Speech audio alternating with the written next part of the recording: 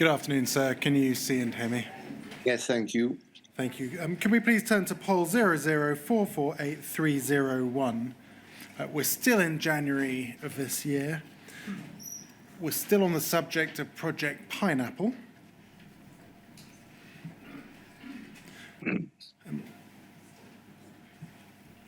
Now, before this email was sent, there was also a meeting on Teams on that day regarding the new senior independent director. Do you remember that? Indeed.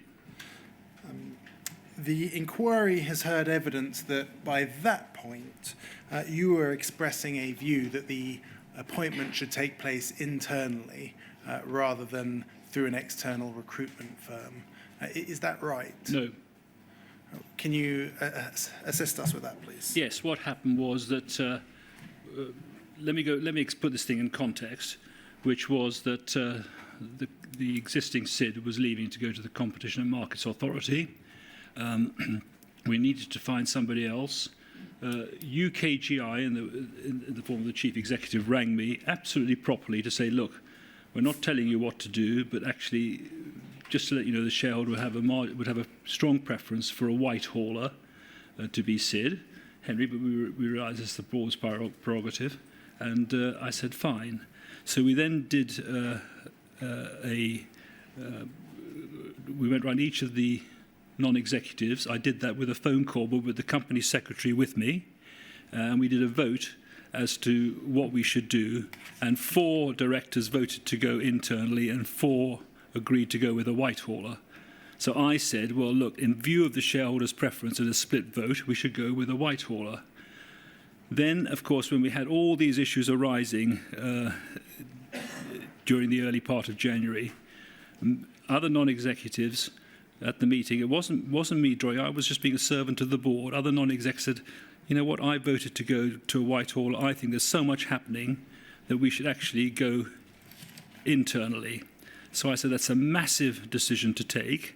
I want you to all go away and think about it, not just rush it at this meeting. And I rang them all afterwards and I said, you know, which do you want to do?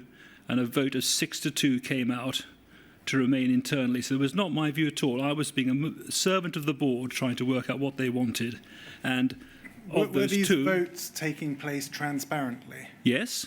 Were they known to the other members of the board? Yes, the only two that voted against were Miss Grattan and Miss Burton. The chief executive and everybody else voted to go internally because when one of them said, when the facts change, you change your view. So it was not me pushing this at all. It was the board pushing for we need a change of mind. And I said to them, this is a massive decision. We need to go through a proper process of a NOMSCO and then a board. And Andrew was there for part of it, because then it emerged that their choice was Andrew Darfor, an internal director, to be the NED. And I said we would then do a proper process where Andrew would be there part of the time, and he would leave the room, and we would discuss it and view it. So it was not pushed by me at all, absolutely not. The suggestion, we've heard evidence from Ms. Burton.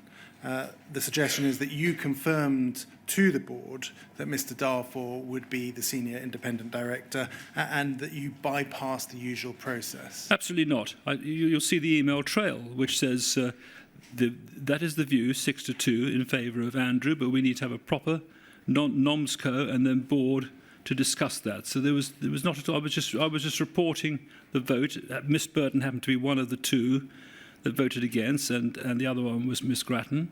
But including the chief executive, everybody else voted to stay internally because of the view. And I should say that I knew Derek Higgs. It goes right back to his 2003 report. The choice of a SID is a matter for the board, not the shareholder. And the shareholder has to approve it, and that's why we need to go through a process. But it's a matter for the board to decide, and the vast majority of the board wanted to go internally, and most of those voted for Andrew. In your view, is there some sort of miscommunication that's taken place here, or something else? Well, I think the fact that Miss Grattan and Miss Burton voted against, and I don't know that they took exception to it, and I think it was unfortunate that we had to stop the process, but you stop the process if the board has changed its mind, and there was nothing odd about this. But I think it was I wouldn't like to put the motives as to why those two adopted the story, but the board has since appointed Andrew Darfur. The will of the board has eventually come through loud and clear, but we went through the hiccup of UKGI saying that it somehow wasn't proper. Now, at the same meeting on the 18th of January, you also discussed the Project Pineapple issue. Is that right? Yes. And can you assist us with the conversation as far as that matter went on the 18th of January? Well, I think I asked the two non-execs to outline their views, and obviously they did. And I think most of the directors were shocked they weren't that clear. They weren't so clear as to how bad the culture was. But some of them had some sense of it. Those that went around to talk to postmasters, etc., were more aware of it. I mean, I was aware of it because I go to postmaster conferences, and they say to me, "Oh, I've just been on the helpline, and they've said there's another Mohammed on the line." And the answer was, I said, "Does that happen often?" They said, "More often than you'd believe." And I just had to say to postmaster, "I'm terribly sorry. That's not the culture that we want to have." So. Mr. Staunton, let's stick to this issue now, Yep. As at the 18th of January. Let's turn back to the email. This is an email that you sent confirming that the confidential note had been forwarded to Yep. those who had been named in the Project Pineapple email. Yeah. Can you assist us with your understanding as to why it was forwarded on? Well, this, just for Sir Wynn's benefit, there was this email that was the complaints about the culture within the post office towards postmasters. Because we had this meeting coming up, I said to Elliot, and he seems to have forgotten about it, I said, "Look, I think it would be a mistake to bounce this off Nick. I need to send it to him. Are you okay?" And they said, "Yes, he's going to see it anyway." Initially, we said he wouldn't see it, and they said, "Fine." So I sent it to Nick, and then during the course of our meeting, Amanda Burton said, "You won't believe it, but Nick has copied that note to the legal director and the retail director who are the subject of their complaint." And it appears that you've had a discussion with Mr. Reid about it. What was your understanding from that discussion as to why it had been forwarded? Well, I think he was very busy. And he said he was very sorry, and I then wrote to the board saying he was very apologetic and he was going to apologise to Saf and to Elliot subsequently. And that's the email that we see on screen at the moment. Looking at the timeline that we've been looking at recently, we have the investigation into Mr. Jacobs not yet withdrawn. We have the investigation into Mr. Reid and into yourself relating from the Jane Davies complaints. We have here now the Project Pineapple email being disclosed and the fallout internally from that. We also have a fight between at least yourself and two of the non-executive directors in respect of the appointment of the senior independent director. And It wasn't a fight. A dispute. No, the board. Your accounts are fundamentally opposed to one another. Yes, but that's not. I'm just telling you how it was from the perspective of me and the 6 directors who voted in favour of Andrew Darfur. There was a dispute, therefore, between yourself and those who had not voted in favour of the appointment of Mr. Darfur. Was there? No, I don't think there was. I mean, I think that there wasn't a dispute either between the 6 and the 2. The fact is that you quite often on a board get a majority vote, and you should actually normally go with the majority vote. So it just so happened that one of them was the UKGI director. As far as you were aware, as at mid-January, there wasn't in any way a falling out over the appointment of a senior independent director. Putting that issue to one side, looking at those other issues that I've just highlighted, we're a couple of weeks now after the ITV drama. Who is focusing their mind on compensation and the redress schemes at the post office? Well, the compensation and redress schemes is handled by the remediation committee, and I don't sense that there was any slowing up on that at all. It was going to be reported to us in the meeting the next week as to where they were, and I would have, if I had not been fired on the Monday, I'd been in the office getting a catch up with the remediation committee before the board.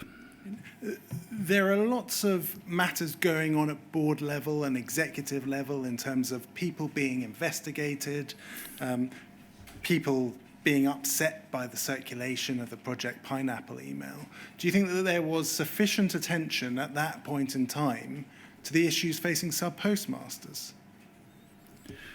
Well, I think you've heard from the two postmaster Neds how much attention I gave that issue. They were very complimentary about my efforts in terms of, they said it was my biggest priority, which it was. And what about the business more broadly? Well, that was also requiring quite a lot of my time, but it was...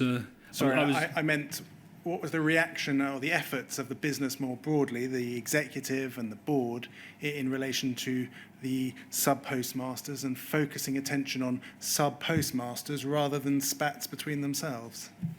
I don't think that the non-execs saw it as a spat. I think the non-execs saw the fact that some people had changed their mind. I think they were quite pleased that the majority was 6-2. If it had been 5-3 or 4-4, it could have been more spiteful. But I don't think it was a spat at the board level. Putting aside the senior independent director issue, I'm talking about the investigation into Mr. Jacobs. I'm talking about the investigation into Nick Reed and into yourself, Project Pineapple and the fallout there. There seems to be a lot going on at this period of time in relation to matters that don't directly involve sub-postmasters. Do you think the business was focusing sufficiently on sub-postmasters at this point in time? The fact is that there was a huge attention towards the sub-postmasters and remediation. It may have been for a few days we were focusing on some governance issues, but the fact was that certainly for me, giving attention to not only our sub-postmasters existing, but also remediation for sub-postmasters who have suffered, and particularly for those that had had convictions, was my top priority. We know at this period of time you were also being investigated into the allegation relating to Ms. Davies. There are several allegations that follow that you tried to change the scope of the investigation or stop the investigation that was being carried out by an independent barrister, and that separately that was in some way perhaps motivated by a desire to limit the investigation into yourself. What's your account in relation to that? Well, I initially raised these points about limiting the investigation well before I knew there was going to be an investigation into me, because the investigation into Nick Reed started months earlier, and actually it was a litany of complaints that were being made, and it was very distressing for him. So I said we need to not stop the investigation, but to limit it, to focus on the main points so that we could actually get to the truth of the big issues. That was agreed. It wasn't agreed until January, I admit, but that was what I was trying. I wasn't trying to stop it, and I was trying to limit it in respect of Nick Reed, and I was doing that before I was even investigated, based on a one sentence in Jane's report. And she said it was nothing, she had no complaints about me. But moving beyond that, the fact is that I didn't try to stop it. I tried to limit it, but only in respect of Mr. Reed. Then there have been some issues made that I didn't cooperate. The fact of the matter is, I was in Nick Reed's room. We were talking about all the issues relating to Mr. Bates. And I said, I've done absolutely no work yet to prepare for this Tooting investigation. He said, nor have I. He said, I've asked for a 2-week extension. I said, well, I shall ask for that too, because I haven't spent any time. Nick Reed was granted the extension. I was not. So I think, and I still went ahead completely unprepared into this investigation with Tooting. So the fact that you say, the people say I tried to not cooperate, I cooperated fully, even though I wasn't prepared, and I wasn't given due consideration of extra time when you think of all the things that had happened. So it's a complete it's completely wrong to say I didn't cooperate. It's suggested that you put Miss Burton and Miss Grattan under pressure to change the scope or limit the scope of that investigation. What's your view on that? My main correspondence all the time was with the SID, because I think that was the right thing to do. And you see that he wrote back to me saying, yes, we've agreed to split these complaints and Nick into 3 categories. So that but I may have told them what I was talking to Nick about, but I didn't put any pressure on them. That the discussions were between me and the SID, as it properly should be. It's also suggested that you asked Miss McEwen and Miss Sherratt to stop the investigation. What's your view on that? These are relatively less senior people, so of course I wouldn't have done that. It's also suggested that you did the same to Mr. Tidswell. Oh, I did talk, not in my own case. No, I didn't intersect in my own case. I was talking to Mr. Tidswell well before it became into me, but my main conversations, if not my only real conversations on this matter, were with Ben Tidswell. Why do you think it is that allegations are being made about you, that you tried to stop or change the scope of that investigation for your own benefit? Well, I think I quoted the fact that it seemed bizarre and weaponised. The word bizarre about this investigation was used by the current SID, Andrew Darfur, and the fact that this investigation was weaponised against me because of my support for postmasters is my view. And that was confirmed in the letter that you may have seen that has been written by Saf Ishmael. I was approached by the Institute, who said, we're going to strike you off after 50 years as an Institute member. So I rang the 3 of them up. At this point, I didn't know I was going to come before the inquiry, and they very kindly issued references to say, actually, there's not an ounce of racism in Henry. We don't recognise any of this. If we'd been asked to sign the report, we would not have done. You asked me why. Saf Ishmael said, I think that Henry's paying the price for having supported postmasters. You may have seen that. So, and the other 2 also made comments. Elliot said it left a nasty taste with him. He wouldn't have approved the report had he been asked to sign it. And Andrew Darfur said it was bizarre.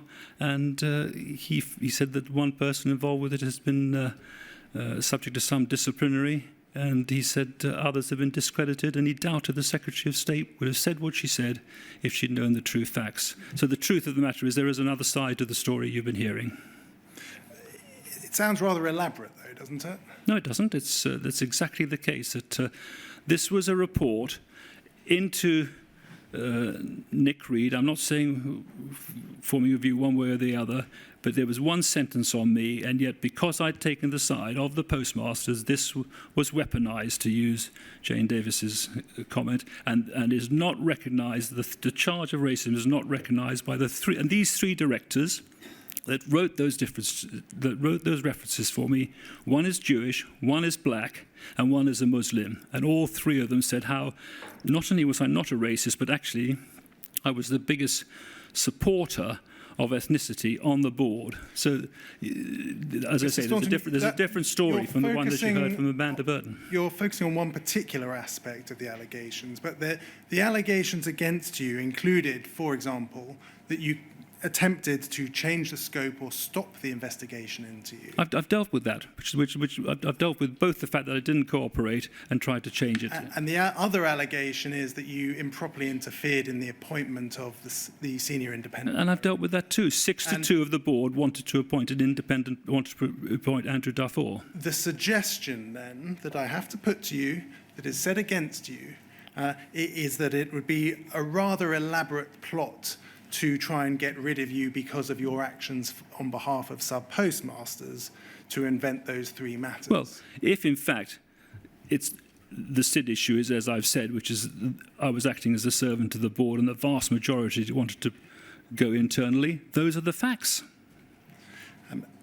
Moving to your dismissal, on the 27th of January of this year, you found out from a journalist that you were going to be removed. Is that right? Correct. What were you told at that stage? He said that I was going to be replaced. And it was the first thing I said to the Secretary of State. It's astonishing that one finds out from the press. That wouldn't happen in any normal business that would take place. And do you know where that information had come from? No. Do you have a belief as to where that information came from? I wouldn't want to publicly speculate. Do you have no information in that case? I have no information, no. But the Secretary did say we have a very big department, so who knows where it came from. That was in the bit of the conversation that wasn't taped, unfortunately. So you don't wish to speculate, but it seems as though you had a conversation with the Secretary of State in which it may have been suggested that it came from the department. That would be tying two things together, and she didn't admit that it came from her department. No. Speculated. I wouldn't want to speculate. Could we please turn to Bays 40931?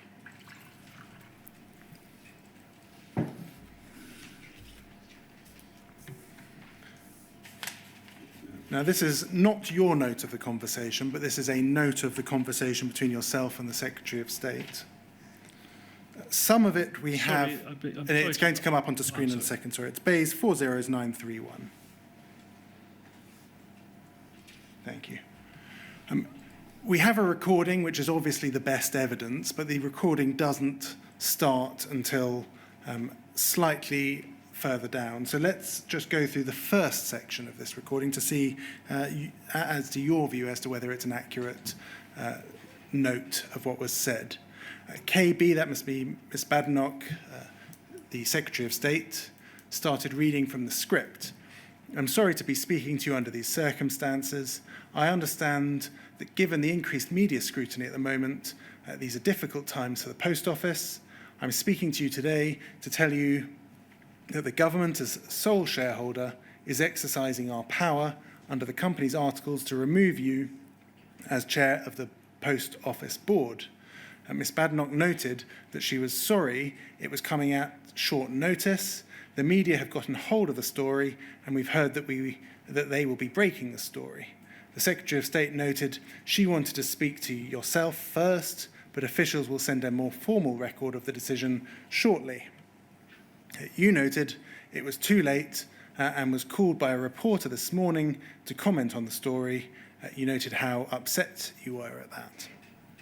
Ms. Badenoch started to note how important culture is at the Post Office, and concerns about your behaviour had been raised. You then started to describe some of the events over the last 4 weeks, reflecting that the Post Office as an organisation is operating in an extremely challenging context. Now, we're going to get on to the actual recording, but so far, do you consider that to be an accurate account of the discussion between yourself and the Secretary of State? Absolutely.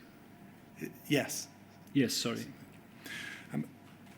We'll now play the recording, because as I say, that is better evidence than somebody's typed note. And we'll just listen to that until the end.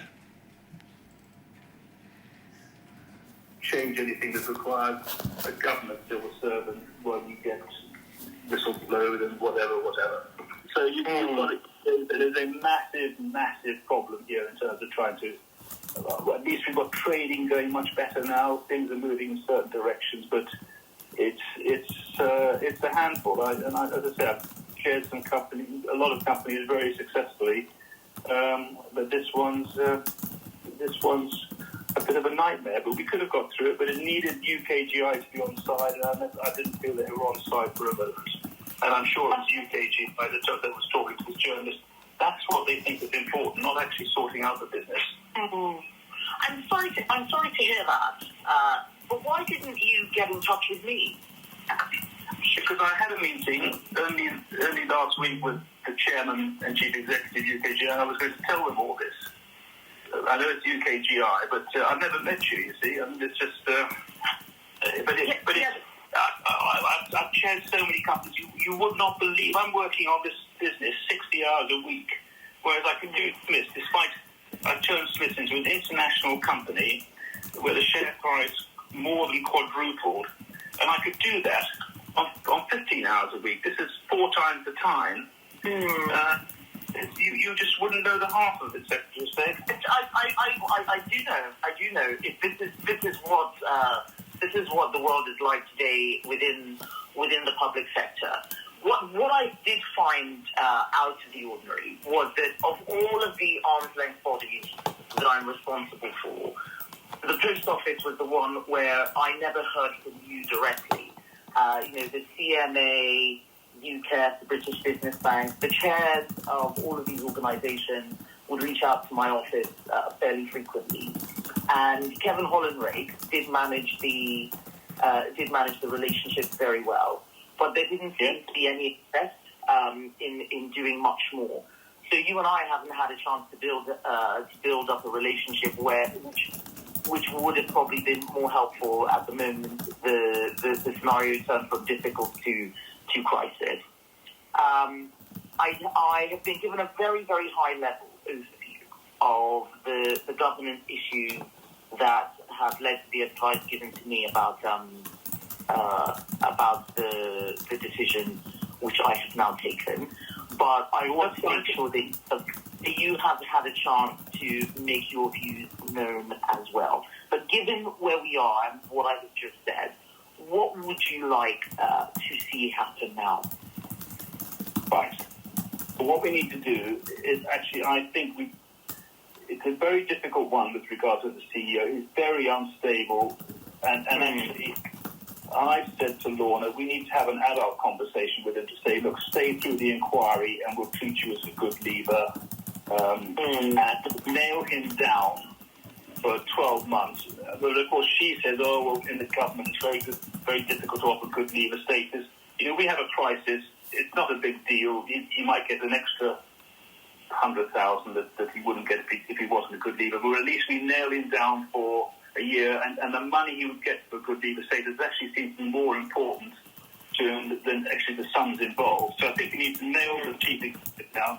We must do something we must make this organisation more postmaster-centric. I've said we need to have an oversight committee chaired jointly by the 2 postmaster directors.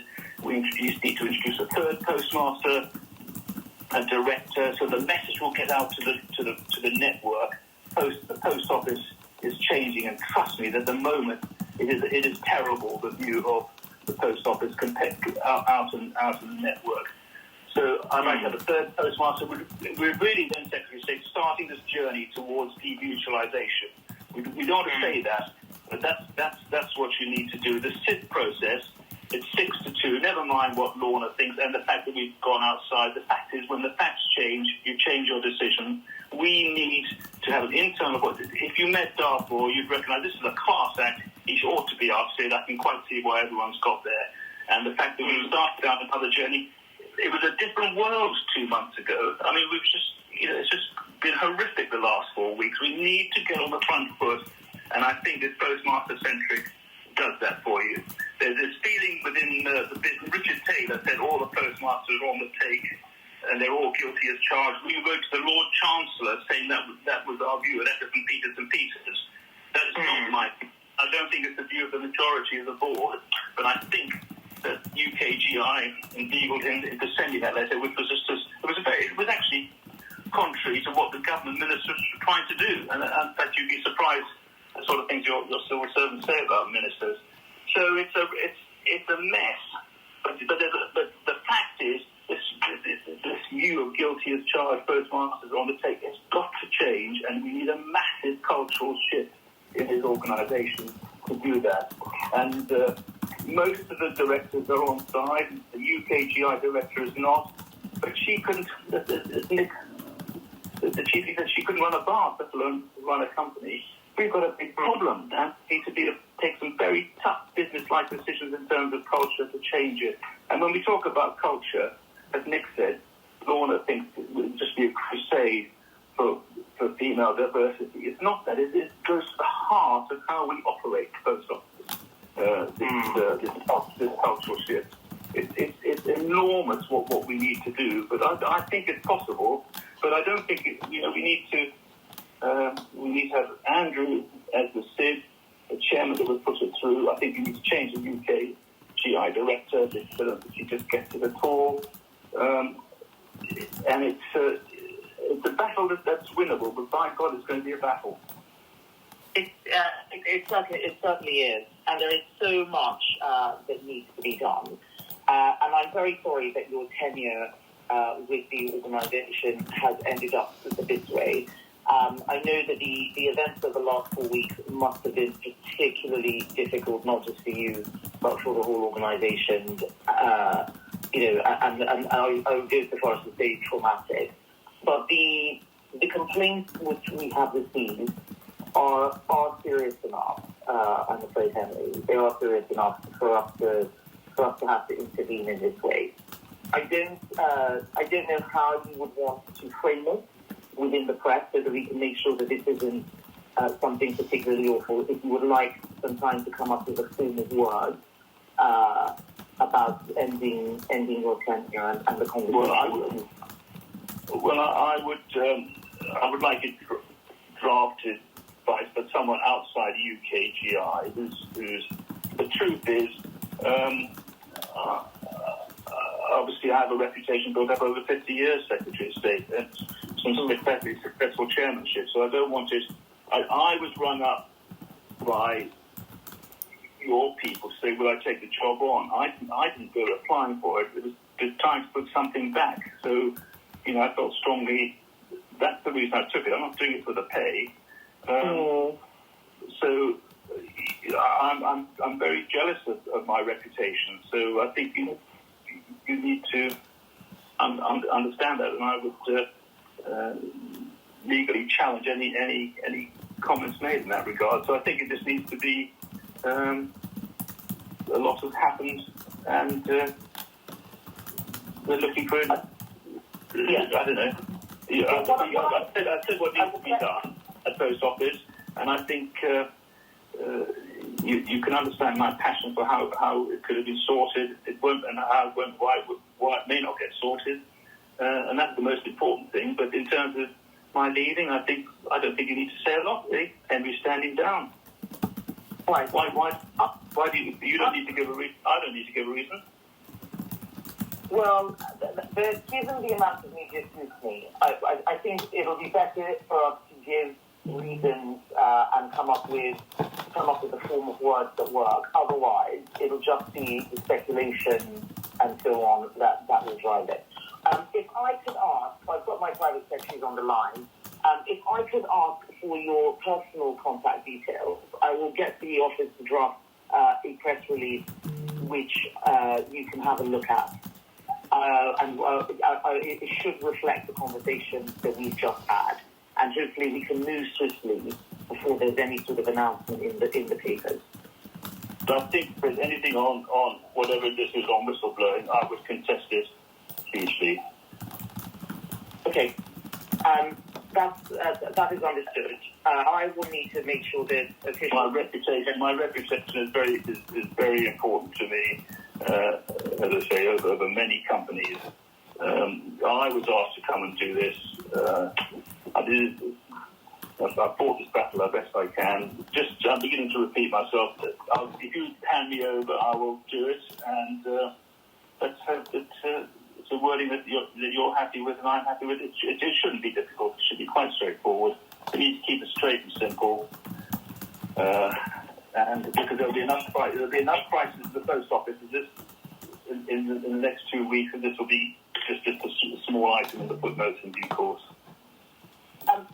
Right, let me just speak to my private secretary, who should be on the line. Megan, are you there? Or Annie? It doesn't sound like I think they can hear, but they can't speak. What I will do is I will take your contact details myself, because they will be able to log that. What is the fastest way to reach you? Is it on your mobile? A mobile? Yes. Of course, I think. Shall I give it to you? The number's redacted, so that's why we hear the beep. Contact details we've taken out of the recording, but if we carry on. And what is the email address that we can send something to you fairly quickly?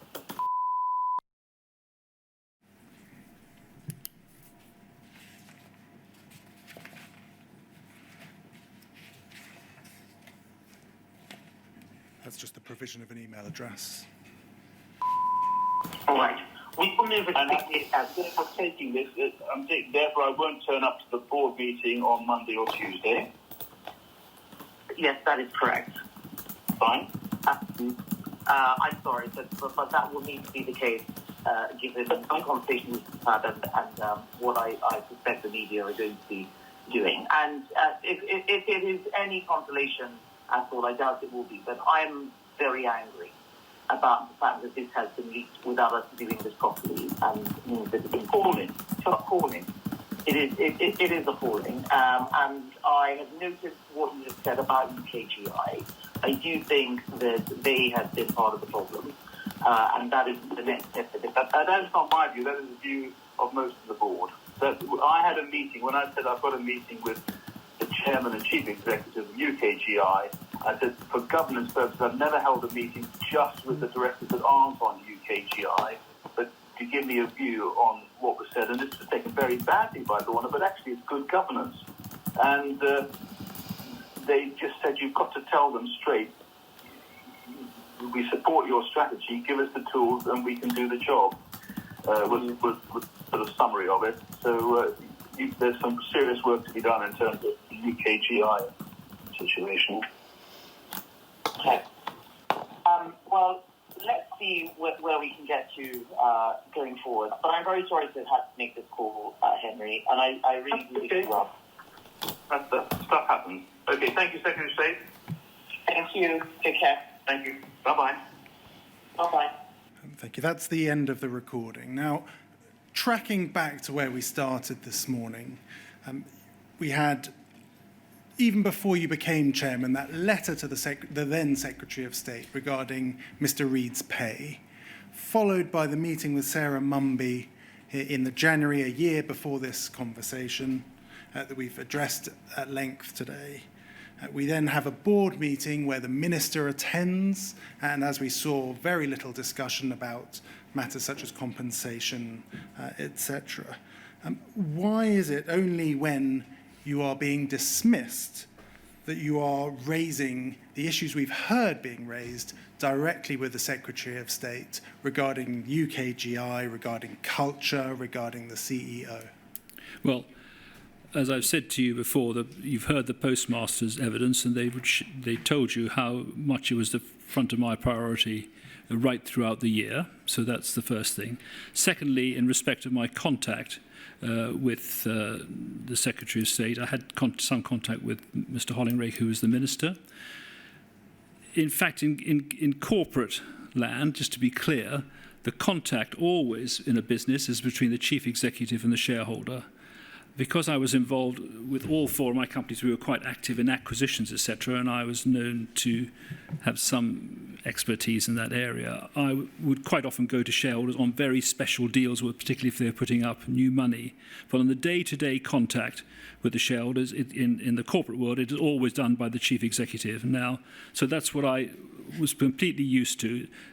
The Secretary of State now says, oh, you should have seen me. If she'd wanted to see me, of course I would have gone. But for me, coming from the corporate world, that was the normal way that things were done. And Mr. Reid saw the shareholder on a regular basis, reported back to me what was said, which is exactly what would have happened at any of the companies where I was a chairman of. The Post Office isn't like W.H. Smith or another company. No. It's a very different type of company that is owned by the shareholder, the government. You're expressing very strong feelings in this meeting about UKGI and about culture, matters that go to the very core of issues that you're saying have occurred at the Post Office. Absolutely. Why leave it until your dismissal to raise those directly? No, because you've seen that Nick Reid was also aware of them, and he was talking to the shareholder about them, so it wasn't being held back from the shareholder, but the relationship between, at the Post Office, The relationship between the shareholder and the chief executive is always with the chief executive. That's what the previous chairman said to me is the way that it was done, and it didn't surprise me because that's what I was used to in the corporate world. So it's nothing to do with me. It was the way, the relationship that the shareholder had with the chairman of the post office, both me and before me. Could we please turn to RLIT 40256, please?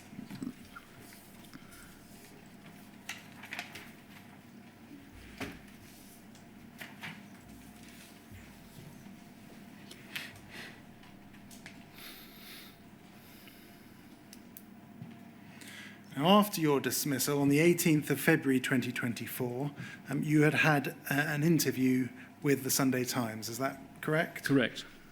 And we see here the reporting of that interview. Could we scroll down, please, and focus on page 3?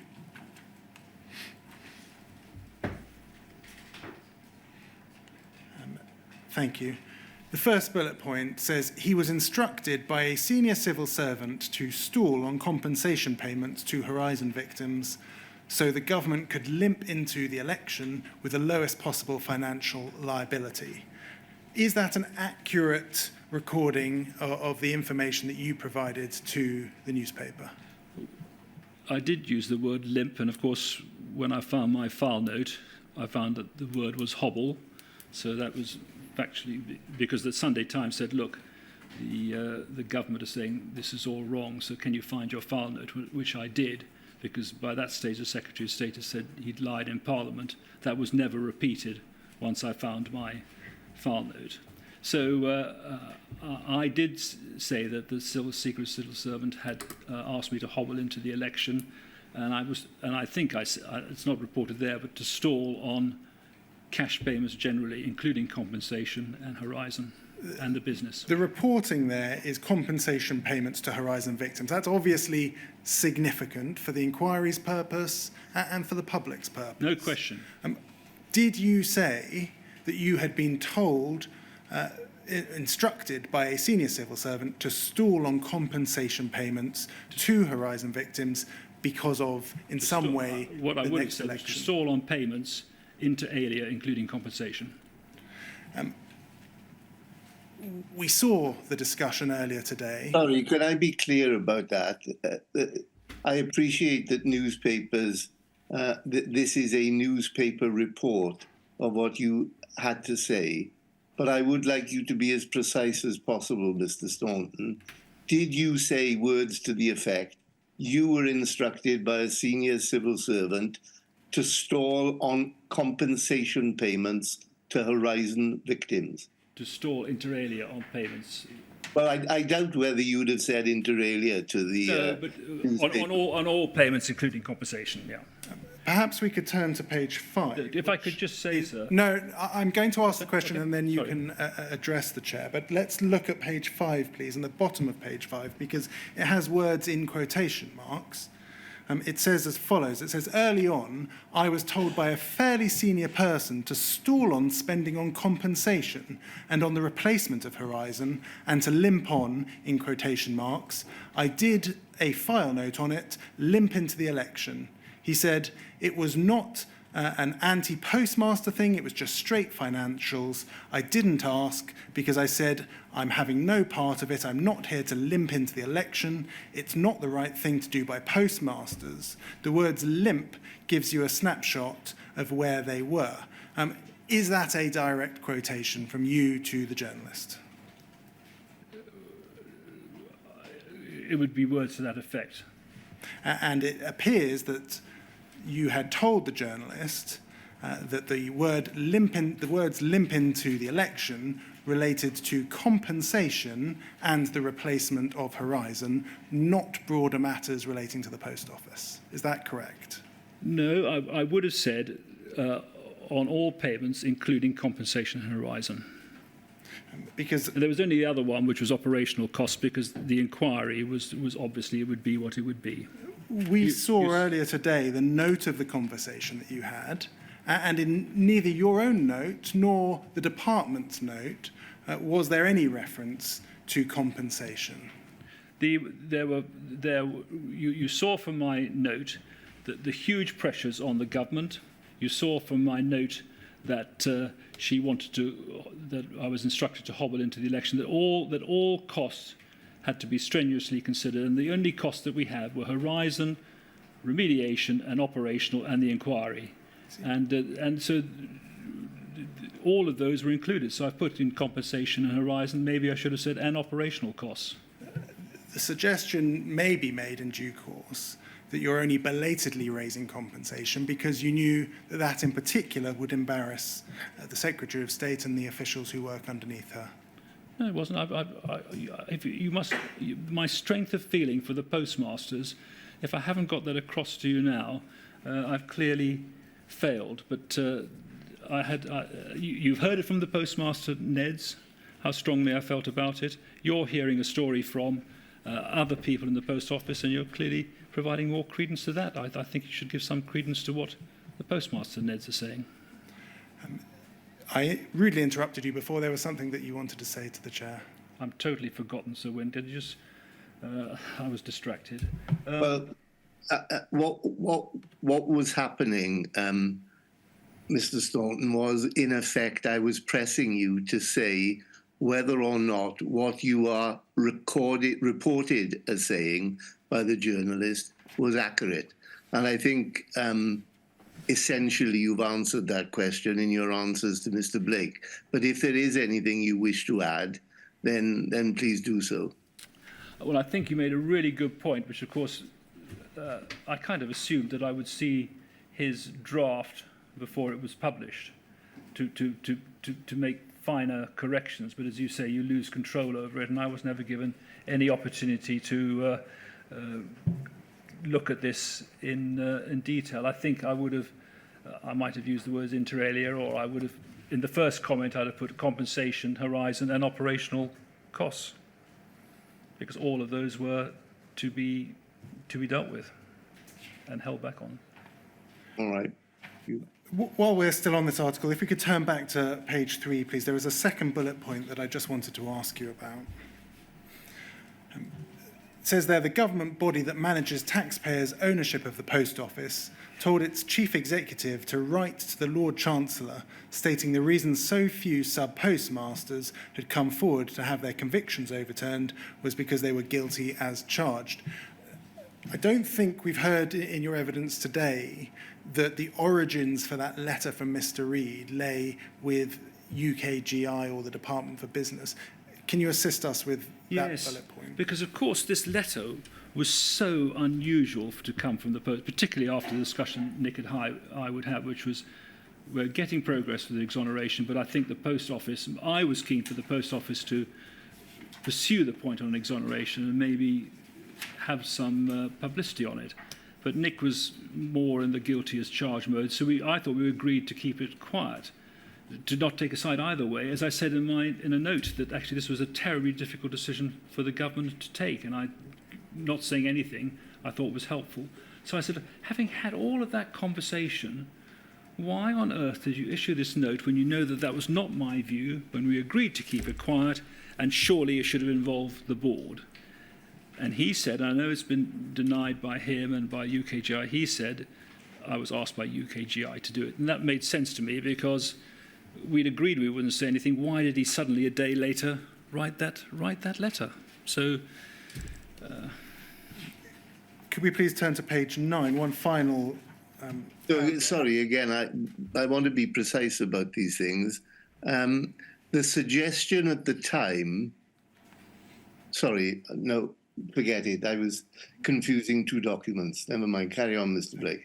Page 9, please, underneath the photograph. You referred in this interview to the term untouchables.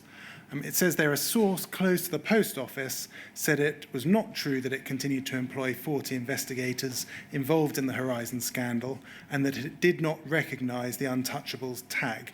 Now, without going into matters of parliamentary privilege, matters that were discussed in front of parliamentary committees, what is your view as what is said by the source close to the post office?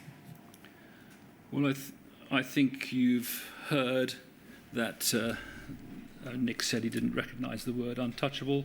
I think you've heard from the postmaster directors. One of them said to Nick, "It's your words." Amanda Burton said, "It's your words." Andrew Darfour has confirmed to me that it were Nick's words. So the fact that it did not recognise the untouchables tag seems strange. I've already used the word circus in a question earlier. January, February of this year, it seems the circus is continuing. Would you agree with that?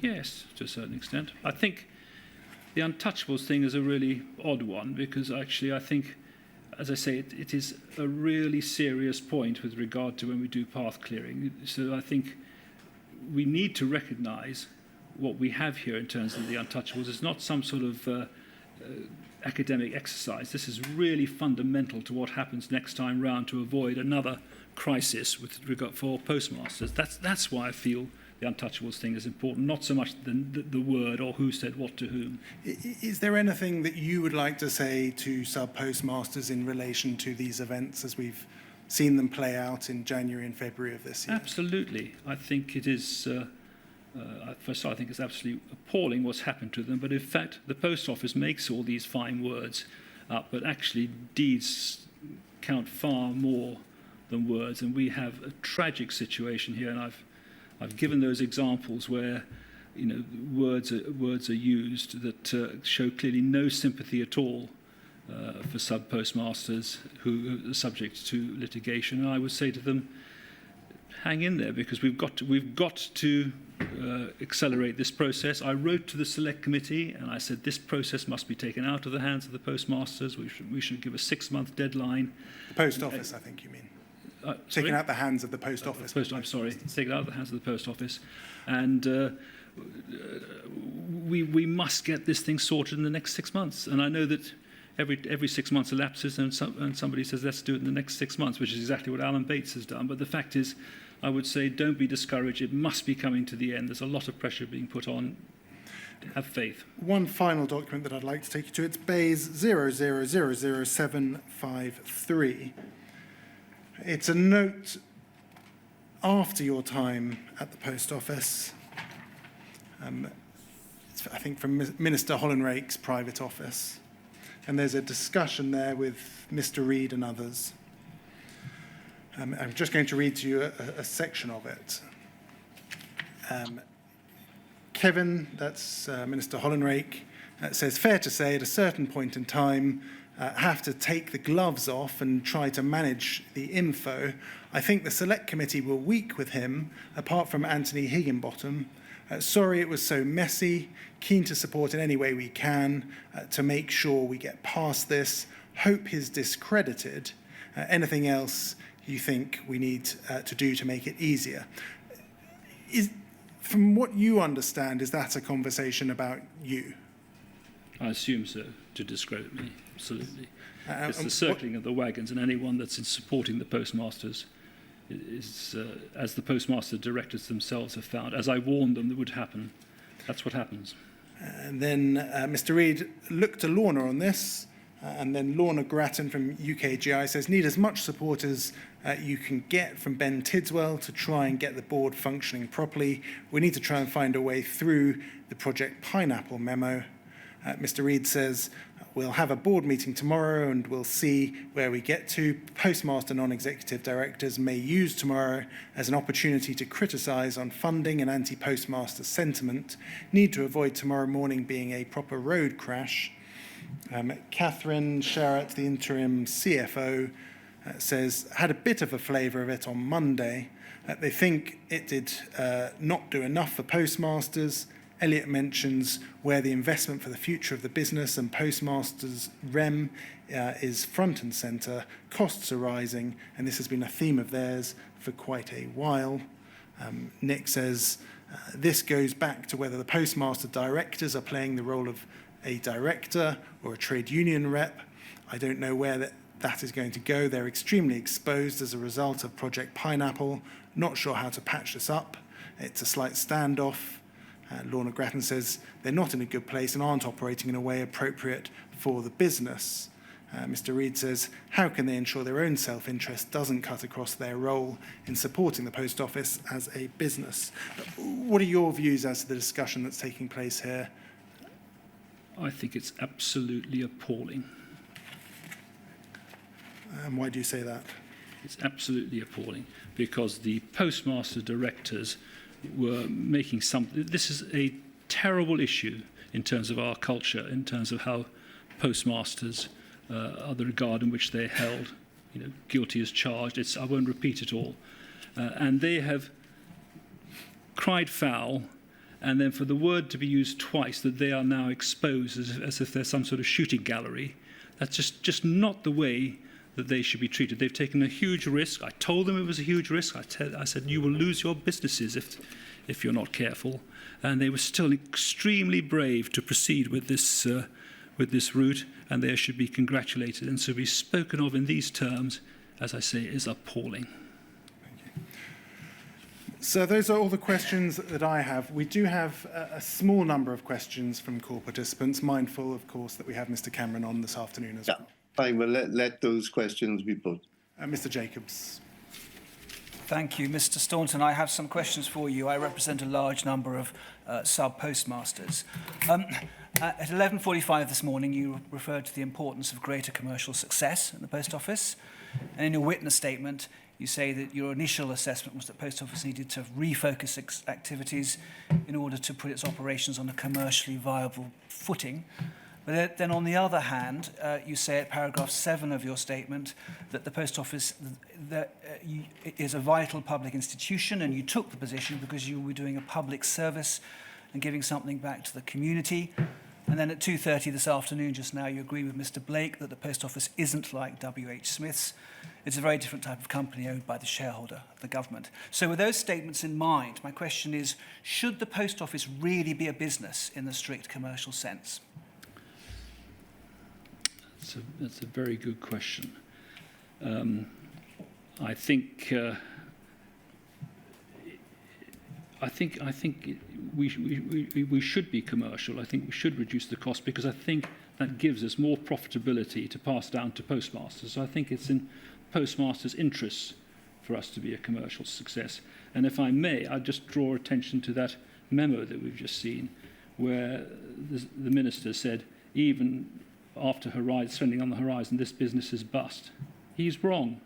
This business, if we take, I do this all the time in my business career. I looked at the cost base and I thought we could take 100 million out of the cost base. We could do much more in terms of income, in terms of banking framework too. We could have an extra 150 million of income.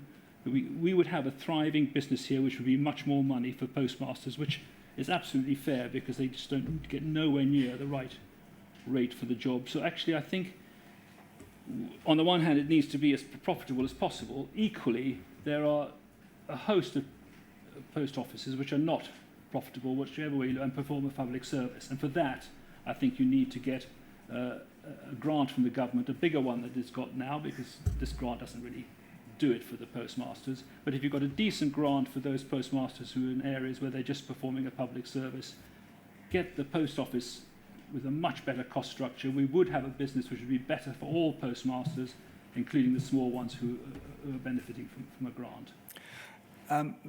The post office has been propped up by the government in the past. We know that in 2010 that there was a 1.3 billion investment as part of the network transformation scheme.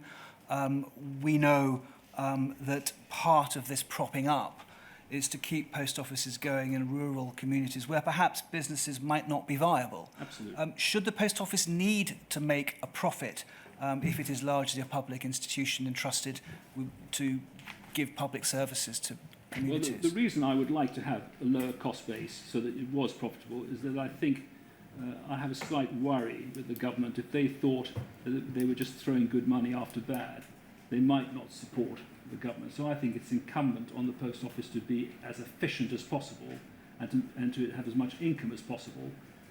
Still have a subsidy for the other postmasters, but I think if you did that, there would be actually more income for postmasters, which which they're crying out for because it's not a profitable business. Well, exactly. And on the subject of income for sub-postmasters, we've been told by many of our clients that large numbers... Oh, I'm sorry. Sorry. I'm so sorry.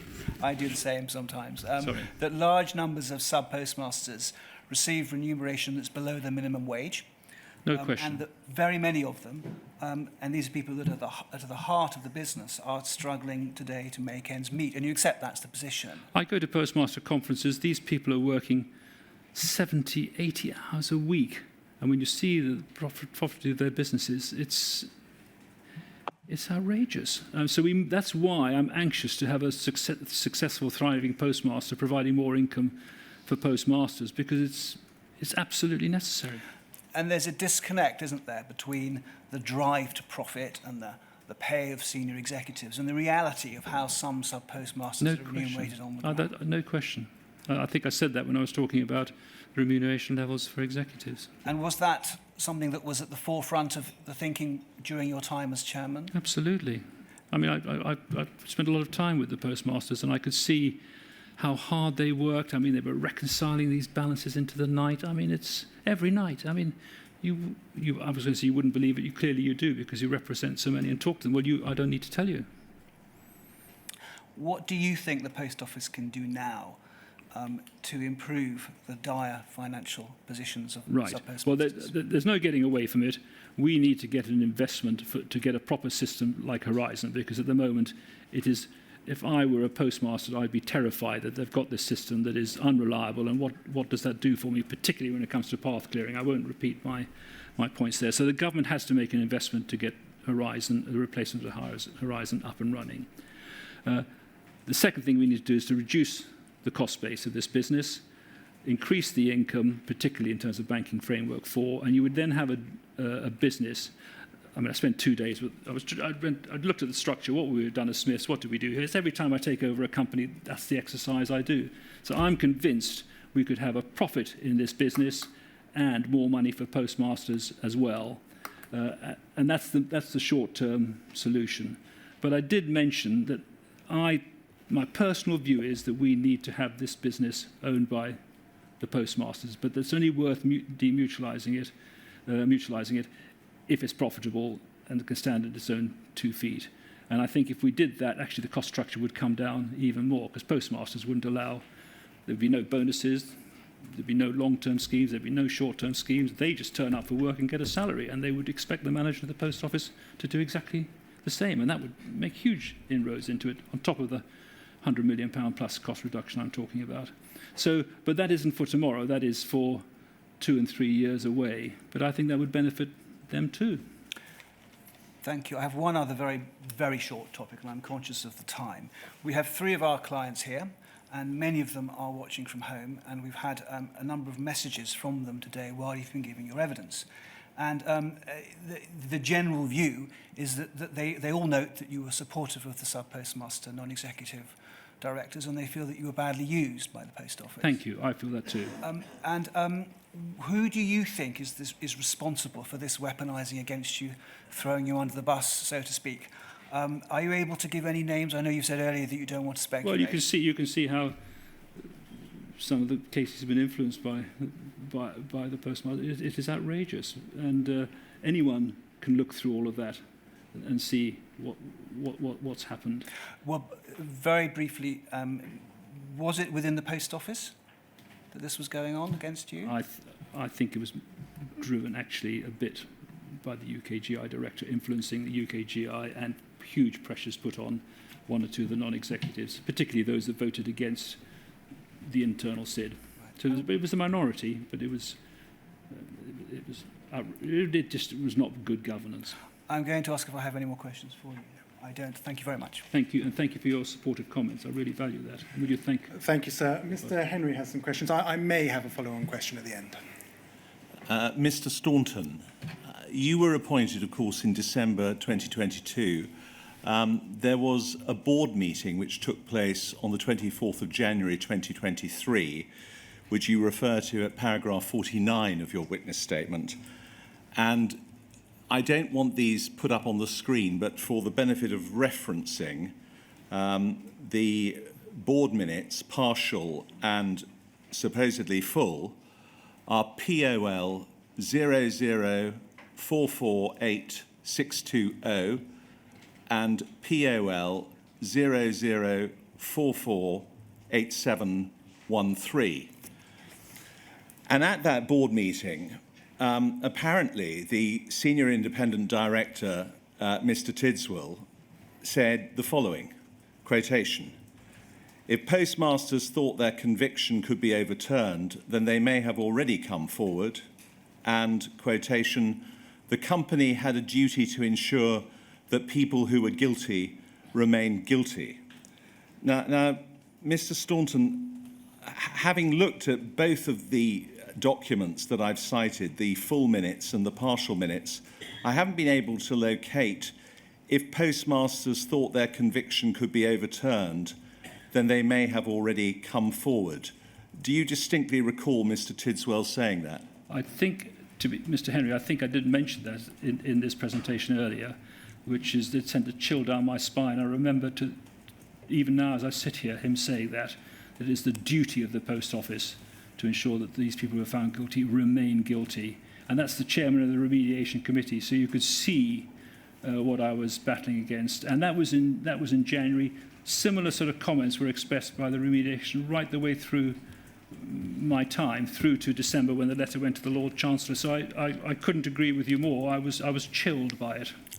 Now, there's nothing in those minutes, Mr. Staunton, and I think you've already dealt with this, but I just want to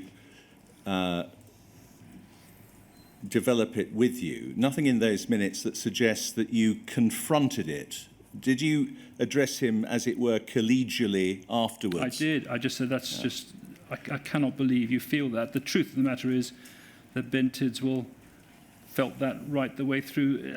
It's a view, and I think... I hate to say it in this room, but it seemed to be more a view held by the lawyers on the board than others. And in fact, you addressed that in your statement, that the view was, as it were, egged on by the lawyers. Yes. But I want to come now to the 28th of November, so it's 11 months into your tenure, and could this please be put up onto the screen if it's in our Rule 10, so it should be. POL 00448614.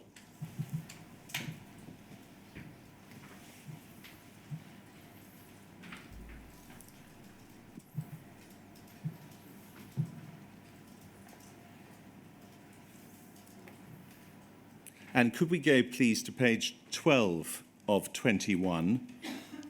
I want to concentrate on paragraph 8.4. And 8.4, disclosure of potential future appellants. And SR, that's Mr. Ricalden, is it? Yes. SR spoke of to the PFA exercise and what had been achieved. SR outlined the identification of 333 cases, that's November 2023, where the conviction did not appear unsafe, although further information could change that position. However, on the evidence held, the company could not properly concede these appeals. This information had been shared with the DBT Advisory Committee, and the RU team were working with the communications team as to how this information might be communicated. So therefore, they would have been working with Mr. Richard Taylor. Correct? Yes. Yes.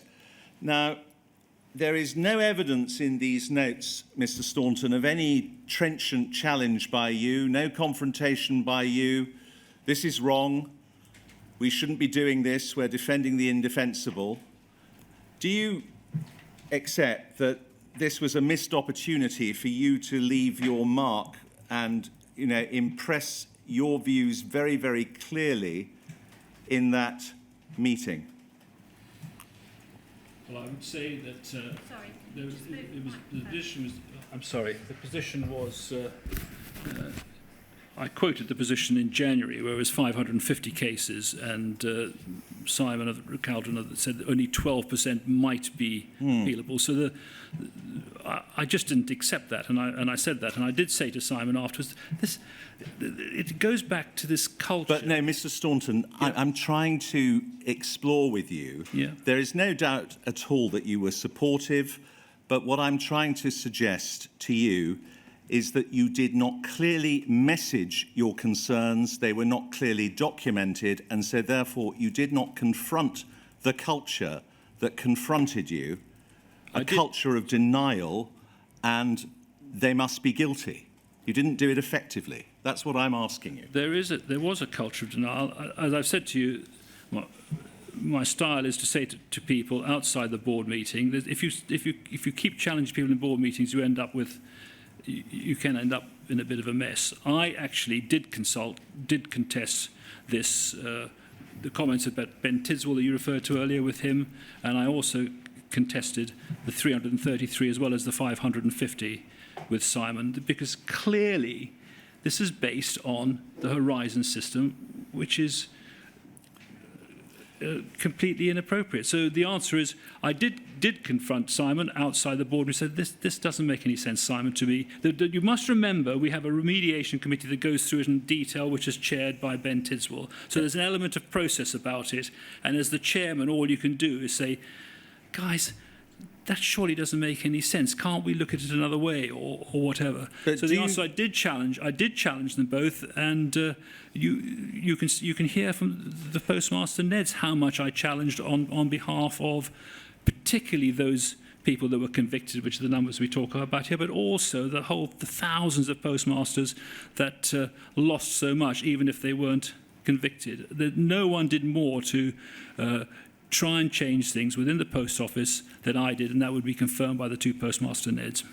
But, Mr. Staunton, you accept, don't you, that you had a specific role in determining whether the communications as chairman were effective and supported the achievement of the organisation's objectives. And one of the most important objectives was the proper, full and fair compensation and exoneration of the postmasters.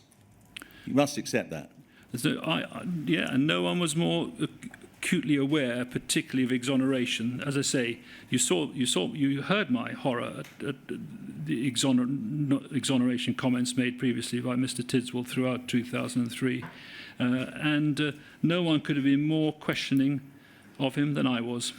But it's unfortunate, isn't it, that we don't need to go to it, but obviously there was the CEO, Mr. Reid, on the 9th of January, sending that unfortunate letter together with the Peters and Peters advice.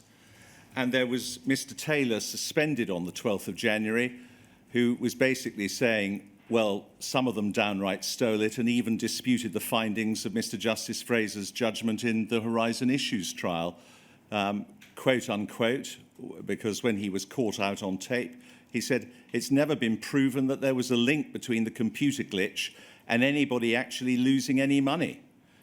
I mean, obviously, reflecting on your efforts, and I don't doubt you attempted to do something, but you were not able to change the culture, were you? If that's the way your CEO is approaching things and your Director of Communications. Everything that Taylor said, that was widely held, not just by Taylor, widely held within the company. That's absolutely right. And I don't disagree. That's why it was such a big battle to change the culture. It was my top priority, as Ish and Elliot said.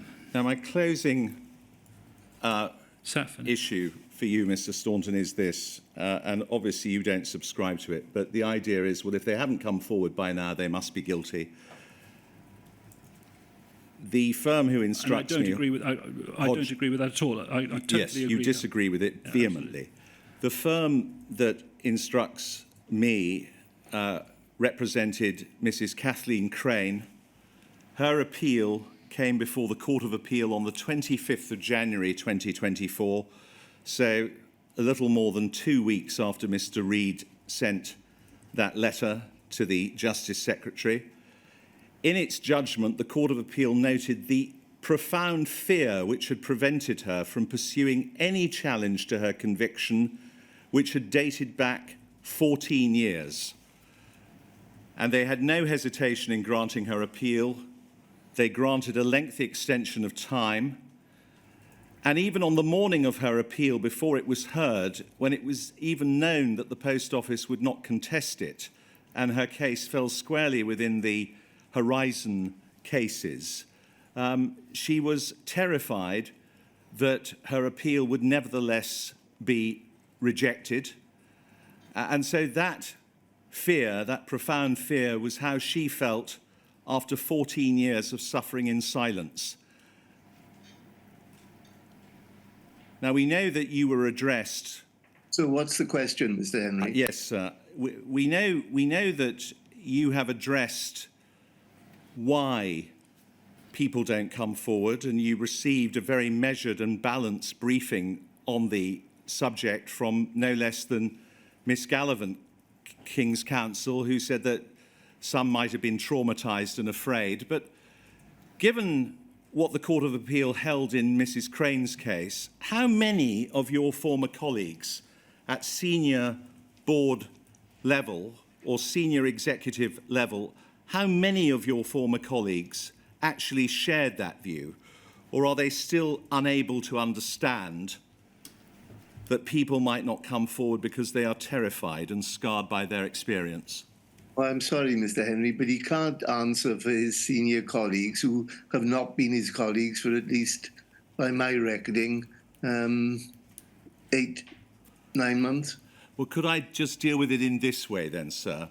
When you were recorded speaking to the Secretary of State, and we've heard the recording, and you actually mentioned Mr. Taylor, saying that he thought that most people were guilty as charged, etc., etc., you said this to the Secretary of State: you didn't think that most of the board held that view. But how many of the board at that time, when you were speaking to the Secretary of State, held the view that the postmasters were guilty as charged?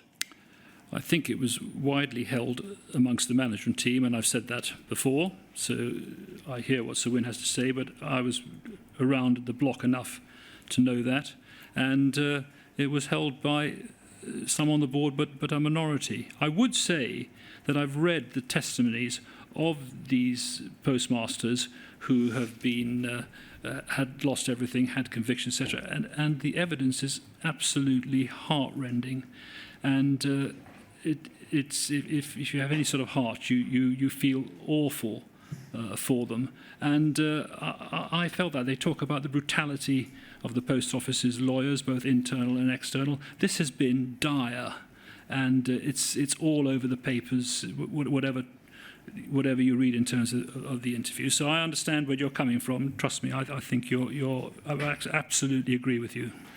Thank you. So those are all of the questions. Do you, sir, have any questions? Just one or two, Mr. Staunton.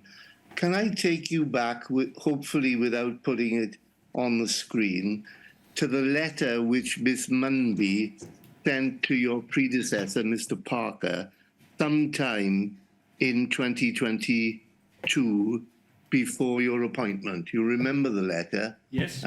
Because you said that a particular sentence, in effect, had a profound effect on you, which was to the effect that compensation was to be fair to the postmasters, but also fair to the taxpayer. And there were 3 comments in that regard. It had to be fair value for taxpayers, and the third one, it had to be appropriate use of taxpayers' money. So if it had happened once... All right, hang on, let me ask the question. I was just putting the context. Oh, I'm sorry. So with that in mind, I want to ask you about your knowledge of various things. Firstly, did you know that in, I think, 3 documents which I issued, I quoted government ministers as saying that compensation for postmasters should be full and fair. I didn't know that, sir. I'm sorry. Well, that's question number one. Question number two is, in the time that you were chair of the board of the post office, were any of the documents which I issued about compensation discussed by the board? I don't think, when it was reported back by the remediation committee, I'm sorry to say that I don't recall much feedback, sir. All right, fine. And thirdly... So I could say the minutes of the I focus on the remediation. Yeah, all right. There may be something in the remediation committee, so if I've got that wrong... No. We'll find out. I'm asking about your knowledge. Yeah. I'm not saying this unkindly. Whatever I may have said in those documents clearly didn't make much impression on you, since you can't remember it. I don't think it was. I don't think it was presented to the board, sir. Right. All right, that's fine. Then the third question I want to ask you is this. You obviously saw a distinction between compensation which was full and fair to the postmasters and compensation which was fair to them, but which took account of other factors such as the public purse. Yeah? Absolutely. And presumably you did so because you realized that compensation which took account of factors such as the public purse might be less generous than compensation which was full and fair. Absolutely, sir. Absolutely. Right. That's Can you tell me whether you know which of those approaches was adopted by the post office in making offers of compensation? I think it was the taxpayers' effect. I think Alisdair Cameron's coming on later, and you'll see that when he talks about, he issued a note in March 23 where he says the same thing, that he said that the remediation committee wanted to please the shareholder. So right. He might be so in your time as chair, so far as you were aware, the actual approach of those who were making offers of compensation was to make them taking account of what was in the interest of the public purse. I'm putting that in a general sense. That would be my view, sir. And is that because you were party to discussions to that effect, or is that something which you have inferred from your general knowledge, so to speak? Sorry. Yes, it's because before the board meeting, I would have a meeting with the remediation management, as I would with the Horizon management and everybody else. And it was based on those discussions that I thought it was... Right. And so far as you are aware, if you are aware, was the approach which you said was the one which was taken in terms of making offers a continuation of what had happened before you became chairman, or was there some change when you became chairman? I'm afraid I couldn't say so because I wasn't around. Well, that's fair enough. No one said to me we're taking a different approach, so I can't answer it, I'm afraid. All right. Well, thank you very much. Those are my questions. Thank you very much, Mr. Staunton, for your very detailed witness statement and for all the time and trouble you've taken in answering questions today. I'm grateful to you. It's a pleasure, sir. Thank you, sir.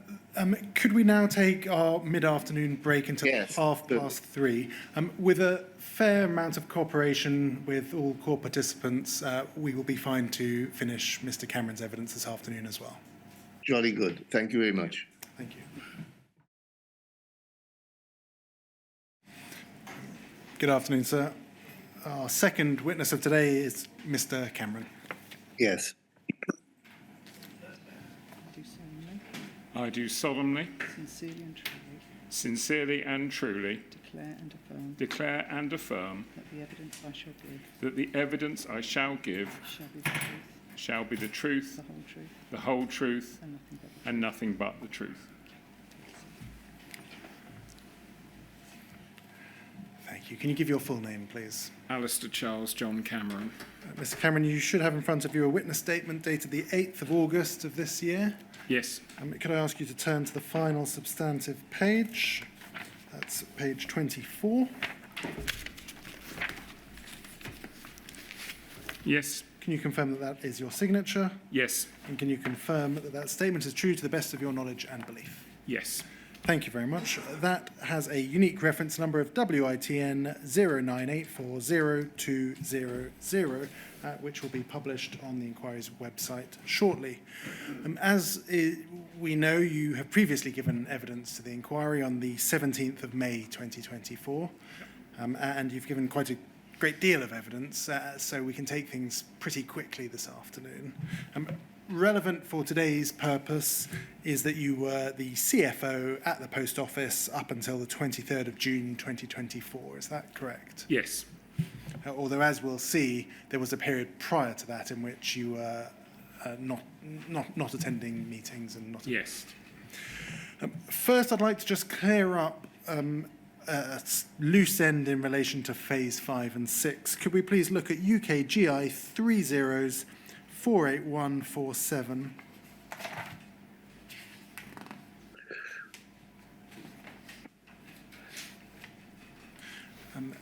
Thank you. And we'll start with the bottom email. It's an email from Mr. Fote of the 30th of April 2021 in respect of the Simon Clarke advice. Okay. And he says, it's an email to Ken McCall and others. He says the Simon Clarke advice was sought following the second site report, which contained information that Horizon may not be bug-free, and Post Office may have been aware of this. The second site report identified 2 bugs with Horizon, receipts and payments mismatch, and local suspense account, which has been highlighted to second site by Gareth Jenkins. In the advice dated the 8th of July 2013, he advised on the need to conduct a review of all Post Office prosecutions and a small number of current cases to identify those in which the material ought to be disclosed. This post-conviction exercise was referred to as the Cartwright-King SIFT review.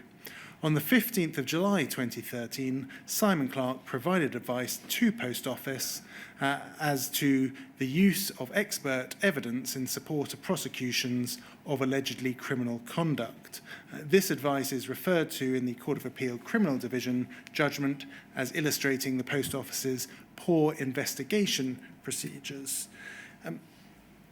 In your view, as at this time, were the board sufficiently informed of the significance of the Clarke advice? I didn't think so, and I think my response was to say we could really do with, as a board, a clear setting down of exactly what happened in what order through this period, because it wasn't at all clear to me, and obviously this had been happening well before I joined, and so I certainly felt I didn't understand it, and I suspected the rest of the board didn't either. And in your view, is that description in the final couple of sentences there sufficient, or a sufficiently accurate characterisation of the Simon Clarke advice on the use of expert evidence? I'm not sure I know. If we scroll up, we can see a response to Mr. Fote from yourself, and you say as follows. You say, Ben, it would be helpful to do a high-level and simple timeline of the second site activity, the different reviews, like SC, so that's Simon Clarke, is it? Brian Altman's review, disclosure exercises, Deloitte H reviews, so we can see how it pins together. 2013 does seem to be the pivotal year when the Post Office doubled down. Yeah. Can you assist us with what you meant there by doubled down? So my sense of it, and again, well before I joined, was that, and this may not be right, but my sense at the time was that the Post Office Board, as it became independent, seemed to be engaging sort of more openly with what became the claimant population, and there seemed to be some dialogue between Lord Arbuthnot and, Post Office, and then that seemed to stop relatively suddenly. And what I meant by doubling down is Post Office retreated into, well, we'll do the mediation scheme, but, and to become much more defensive again. And that is what I meant. And that seemed to be around 2013. Thank you. Moving now to a different topic, and that is your email that we've seen already today and previously entitled The Robustness of Our Governance. Yeah. Email that you sent on the 23rd of March 2023. Could we bring that up onto screen? That's poll 00423-699. Could I also ask if you could give your answer perhaps slightly louder or come slightly closer to the microphone, please? Okay. Or maybe both. Thank you. If we could look at the bottom of page 2 into page 3. You've addressed this email in your latest witness statement at paragraph 22. And there are just a couple of matters that have been identified today as potential significant issues that I'd just like to ask you about. If we scroll down, the first is the CIJ scorecard and your views on that. Are you able to expand on your views as set out there regarding the Common Issues Judgment scorecard? So one of the roles that G should have been playing, and my contention is that it wasn't playing, was to provide oversight of what was happening through the business as the senior executive group. And there was some reporting developing, so there was a scorecard, and I can't remember how much of that was operations or how much of that was legal, who put that together at this stage. But it was about whether we had done the things that we were required to do in the Common Issues Judgment and whether they were being maintained and monitored. And the fact is we never discussed it. And I don't think the trouble with scorecards is you really do need to understand what the underlying data is doing, and I didn't think we did. And I didn't think that we understood what the performance of operations was. I don't think it was coming up to the group executive. And within the scorecard, they may well have been measuring some very sensible things, but they weren't measuring the things that I thought were critically important, of one of which is the shortfalls, the losses, one of which was investigations, where they had really lost all the data on what was happening and weren't completing very many investigations. And there were a couple of my obsessions through these years was that in getting to clarity on branch situations, there were two things that weren't operating effectively and we just weren't getting done. One is stamp accounting. So unlike for cash, where everything was remmed in and remmed out of the branches on barcodes and was checked at either end, the stamps hadn't been invested in like that, and there hadn't been the procedures in place to make sure that end-to-end the stamp numbers were right and people were putting them in manually. That's what postmasters had to do. And absolutely we have to get that process automated, and it was supposed to be part of the Horizon replacement, and then that wasn't happening. And so that was one. And the other was you shouldn't put retail sales through a post office till. They weren't retail products. And people, rather than moving between tills, postmasters were using something called the retail button, or the other stamps button, I can't remember, but they were putting it through and then reconciling it later, sort of changing it later, which created confusion and noise. And I'm just saying, look, these are important parts of whether the operations are working, and they're not even on the scorecard. We heard evidence this morning about a point in time at which a decision was apparently taken to prioritise the new Horizon system or the NBIT system over and above addressing issues to do with the Common Issues Judgment or Horizon Issues Judgment. Is that something you're aware of at all? I think, yes. So at some point, if you've got expensive, time-consuming, difficult IT changes to do, and Horizon is incredibly expensive and difficult to change because it's so old and we don't manage it, then you have to decide, are we fixing Horizon and then flowing that into NBIT, or are we just going to create this capability in NBIT? So those were choices that were happening progressively, but of course the NBIT timetable kept and has kept going backwards, and therefore you might have made a different decision. And we see below there's a section number 4 on NBIT. Yep. And you raise concerns there about the governance of NBIT. Briefly, what were your concerns here? The sort of steering group governing NBIT wasn't working particularly well, and the project wasn't getting the input from operations thinking about how you roll NBIT out that it needed. And the team had asked if I would chair the steering group, and Nick thought that was a bad idea. And then a year later, so I think we're probably autumn 22 now, had asked me to do that. And my view by the January was that it really needed fairly fundamental reworking, and said that, and Nick asked me to stand it down because he had other ideas. And so what he then set about creating was a completely different operating model with Katie Secretan leading it from Martin Roberts' team, and that took some time to set up.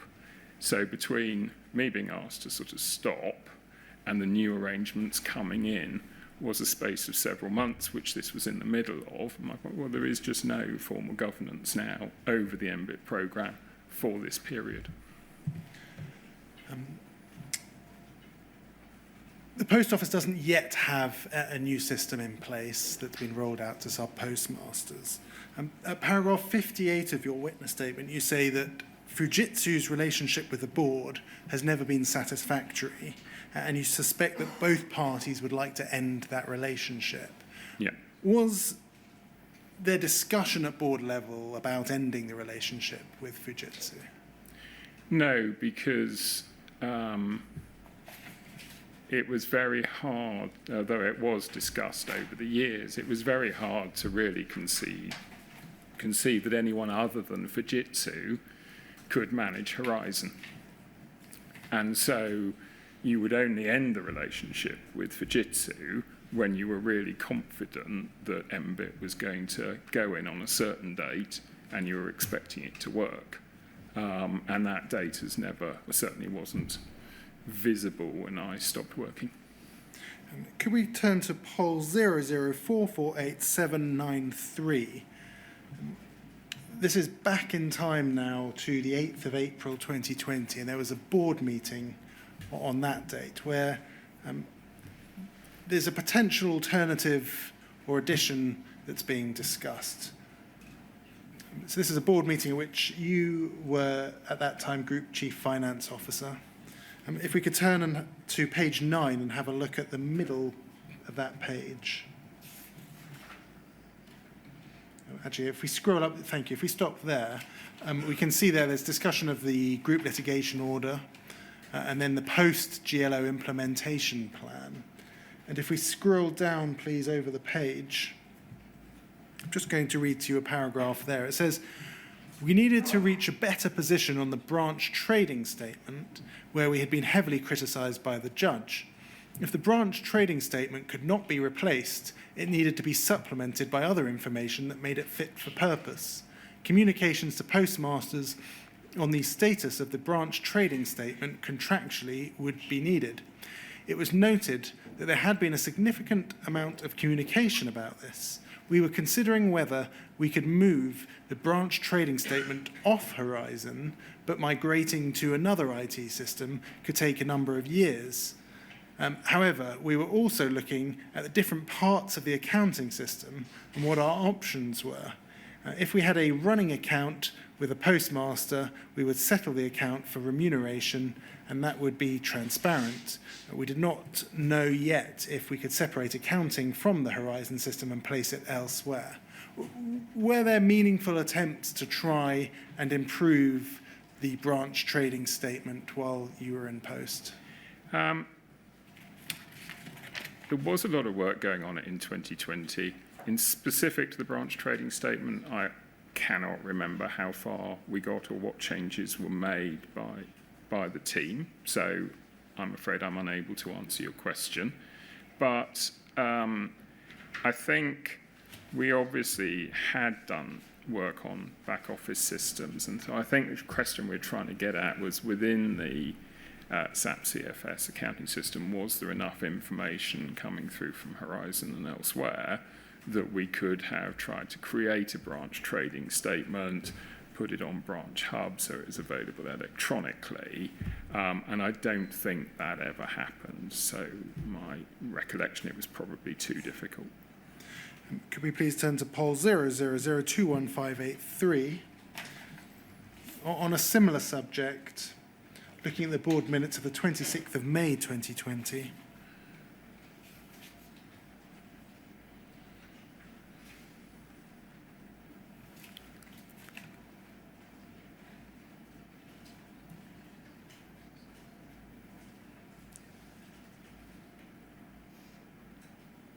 Thank you. So these are the board minutes of the 26th of May. And if we could please turn to page 4, about halfway down. Under the topic of telecoms,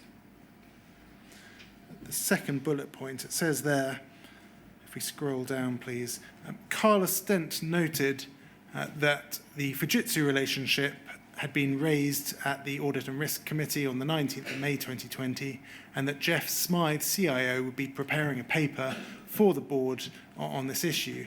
The Fujitsu CEO had recently indicated that they would like to explore a structured early exit agreement. A principles document was being drawn up.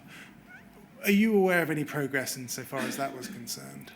So I don't particularly remember this conversation, but I assume they were talking about the Fujitsu relationship around the telecoms business rather than Horizon, which obviously we went on to sell the business relatively soon after. And so I think it was that they were talking about. Thank you.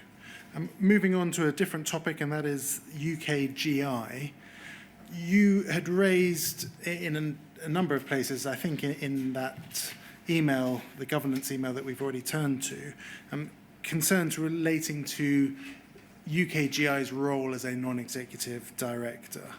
I think you've said performing a quasi-executive role. Can you assist us with your view on that, please?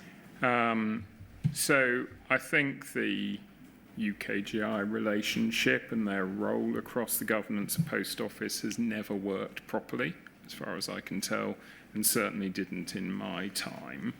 And I think so the first problem is it just complicates the flow of information because you've got to discuss everything with UKGI, and then it goes to brief DBT, and sometimes they brief and sometimes we brief, and we don't necessarily know what the flow of information is. So I think that doesn't work. But I felt, strongly that it's an odd and equivocal role being shareholder representative, because the authority for that role comes from being the representative of the shareholder, of the Secretary of State. But often it seemed to me that the issues that were of concern to UKGI were their personal opinions on things.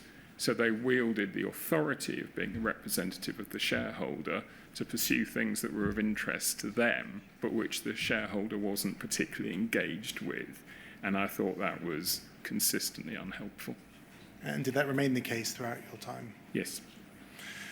You've said at paragraph 62 of your statement that many decisions were made significantly or were by or significantly affected by the Treasury. Yeah. Can you assist us with that, please? So I think anything which requires money being spent requires Treasury approval unless it's so small that DBT can do it themselves.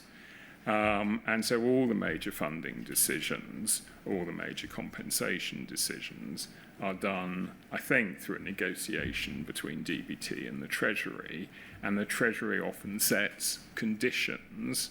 So there were really detailed operational agreements that DBT had to make sure Post Office operated around HSS, around the overturned convictions compensation, in order for Treasury to confirm that they were willing to fund the compensation. And so all of these decisions were, negotiated between DBT and Treasury, and often Post Office wasn't in the room for that at all. And so you got, there was a very odd funding round, I think it was towards the end of 2021, when Post Office was asking for £400 million over 3 years, and then we were told we would get 200 million, and our view was, well, we couldn't therefore maintain 11,500 branches, and we couldn't afford to replace Horizon. And DBT were just completely astonished. And they just hadn't, either, through ukage or whatever, they had not understood the financial position and found another 100 million, but we hadn't asked for enough and it wasn't enough. But they clearly didn't understand all the papers that were being written. So there was a final discussion between DBT and Treasury without any of them really understanding Post Office.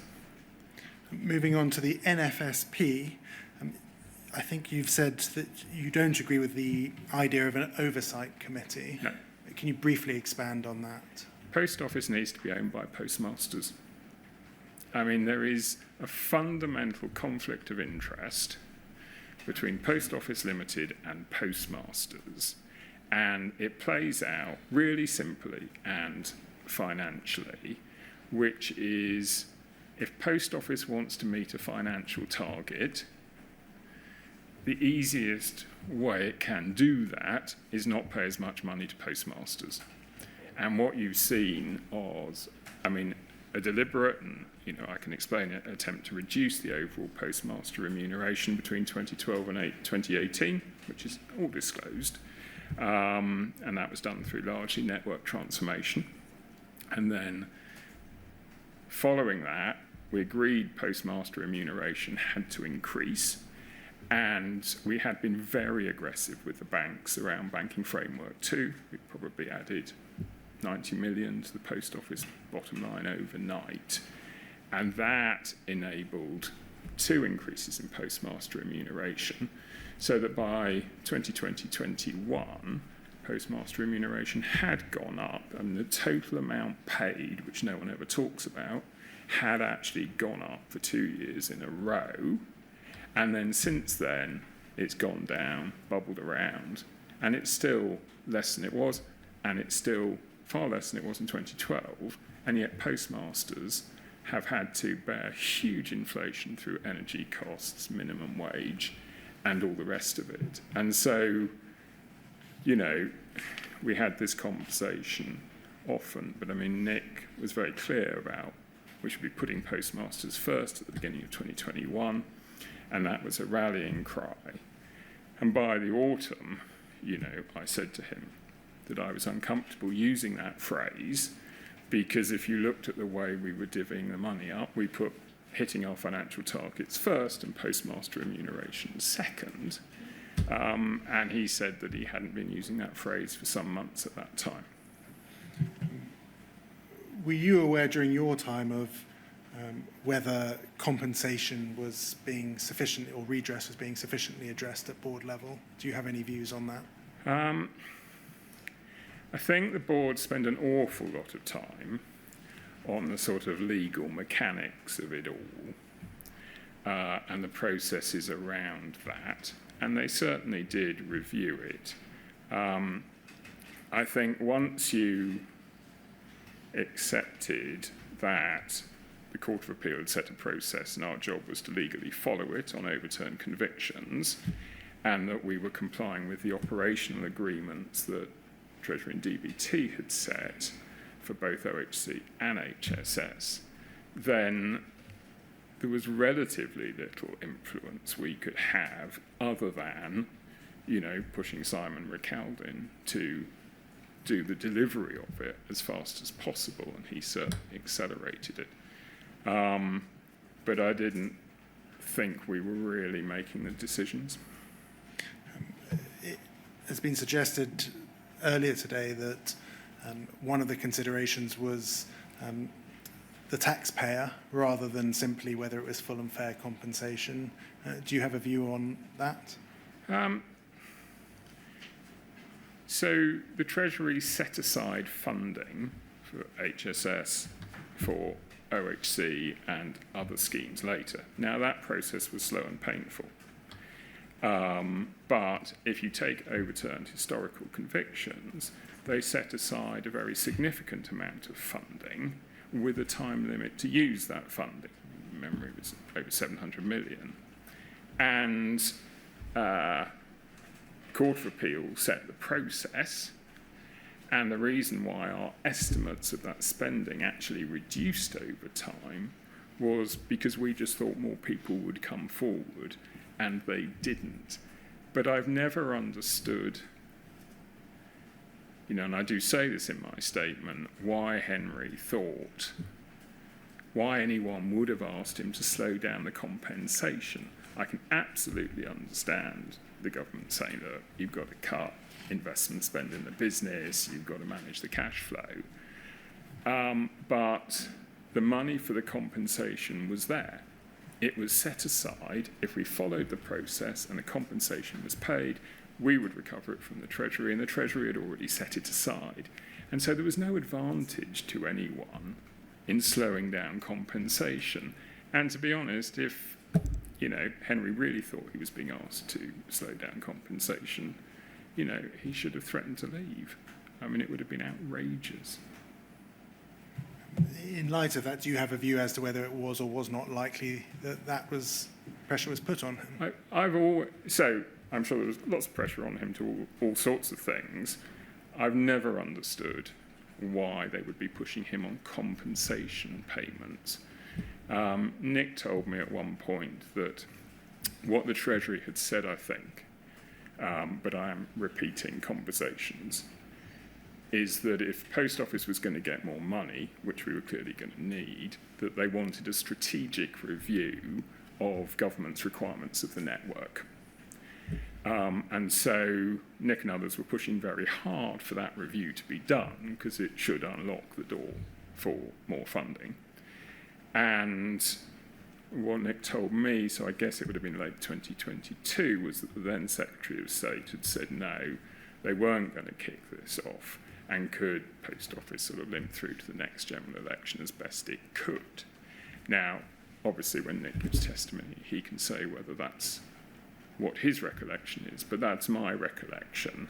And so I assume there's been a muddling between not doing a strategic review, not getting more funding, although in fact some I think has been provided, and the actual compensation itself.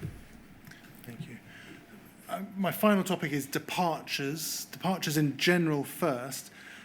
I think you've highlighted issues with Chief People Officer and that there were a number of departures. Can you think of any reason why that particular role is one that's subject to such churn in who fulfills the role? Well, I'm not sure I can. I think all the individual circumstances were different. But I mean, if you look at the churn of Post Office executives since independence, I mean, Paula replaced her entire team at least once. And, I replaced one member of that team very quickly and was working on another. And, Nick obviously replaced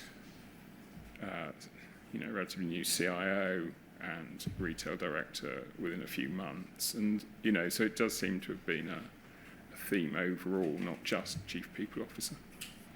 In terms of your own departure, the 7th of May 2023 was your last working day, I believe. Is that correct? You formally ended your time at the post office on the 23rd of June 2024, and you've addressed that, I think, at paragraph 72 of your witness statement. In summary, can you assist us with what happened between you and Mr. Reid at that point in time? So, in summary, Nick told me in 2021 that I was leaving the business. He didn't give a reason. And I thought it was the chief executive's right to choose their team, but I thought I ought to be compensated because he was absolutely clear he wasn't firing me, he wasn't making me redundant, and so I thought it was reasonable and he thought it was reasonable that he settled the contract.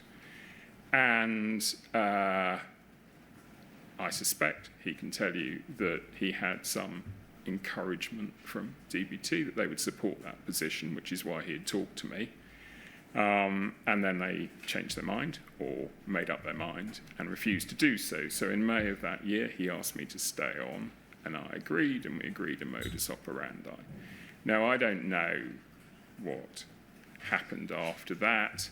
I think I read somewhere that Jane Davis was saying that getting rid of me was an objective for her and her predecessor, but I don't know if that is true or not. I was finding it increasingly stressful for two reasons. One was to work in an atmosphere where I didn't feel welcomed or, able to fulfill my full role. And the other was, through 2022, we seemed to have given up trying to run the business, and it was just deteriorating on a whole range of fronts, a lot of which I talk about in there. And I was very stressed by what I call the pause payments issue. And if I could just touch on that for a moment. So, Post Office used to recover money from postmasters through deductions from their remuneration over an agreed term, which might go on for years.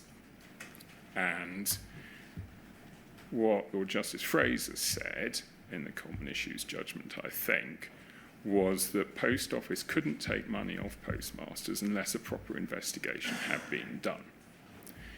And the legal advice, therefore, was there were existing sort of deduction arrangements still going on from before 2019, and the legal department said it should stop, and the HRC refused to stop it, and it was still going on in 2022. So I made had a sort of bit of a tantrum about this at the board in December 2022, and it was agreed to stop. What was your concern about it? Well, I thought it was both wrong and illegal. So we were recovering money from postmasters where we hadn't done an investigation. So it seemed to me that was a clear breach of the Common Issues judgment, and it was indefensible.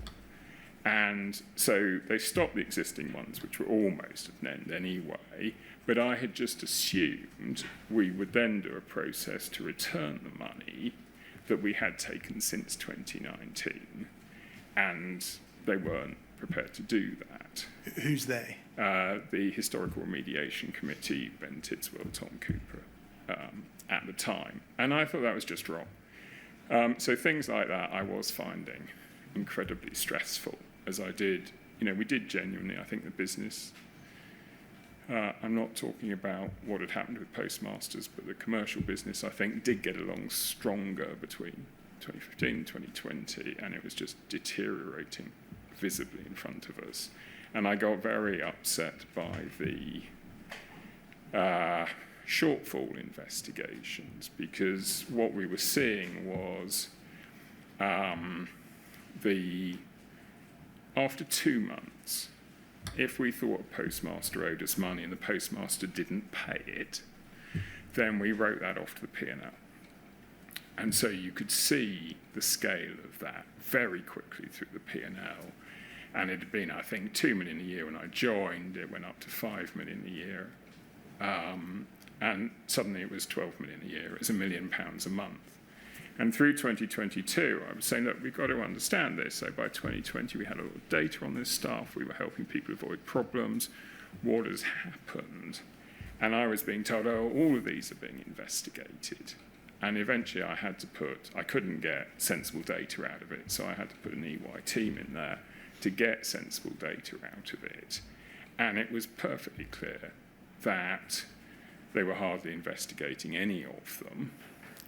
And it just wasn't a basis to be asking people for money at all.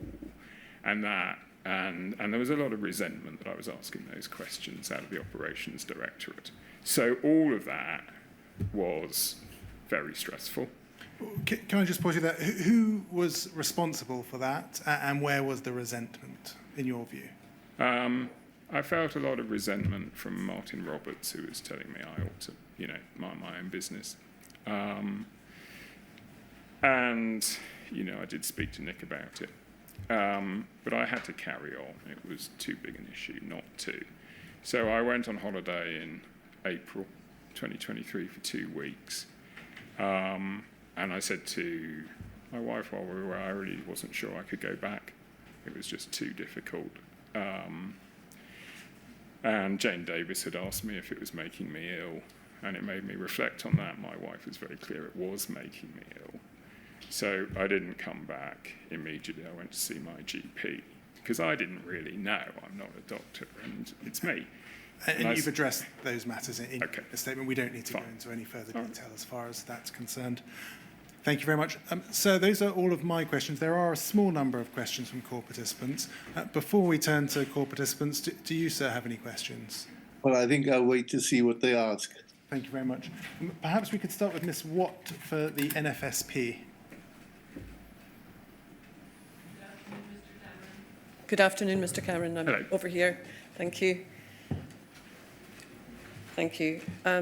I asked questions on behalf of the National Federation of Sub-Postmasters, and I've got a couple of questions for you regarding some financial changes that I understand took place while you were the Chief Financial Officer.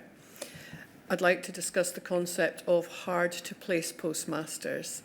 And I'm going to summarise. If you bear with me, I'm going to speak for a little bit and then I'll ask you some questions. So in summary, under hard to place since 2018, if a postmaster wanted to leave the network, but a potential new postmaster could not be located, then the Post Office places them on a hard to place register. And if a potential new postmaster is found, the exiting postmaster will get a leavers payment. Post Office originally offered 26 months compensation to the hard-to-place postmasters. But this has been reduced unilaterally by the Post Office to 12 months, which is an average loss of around £43,000 for a postmaster.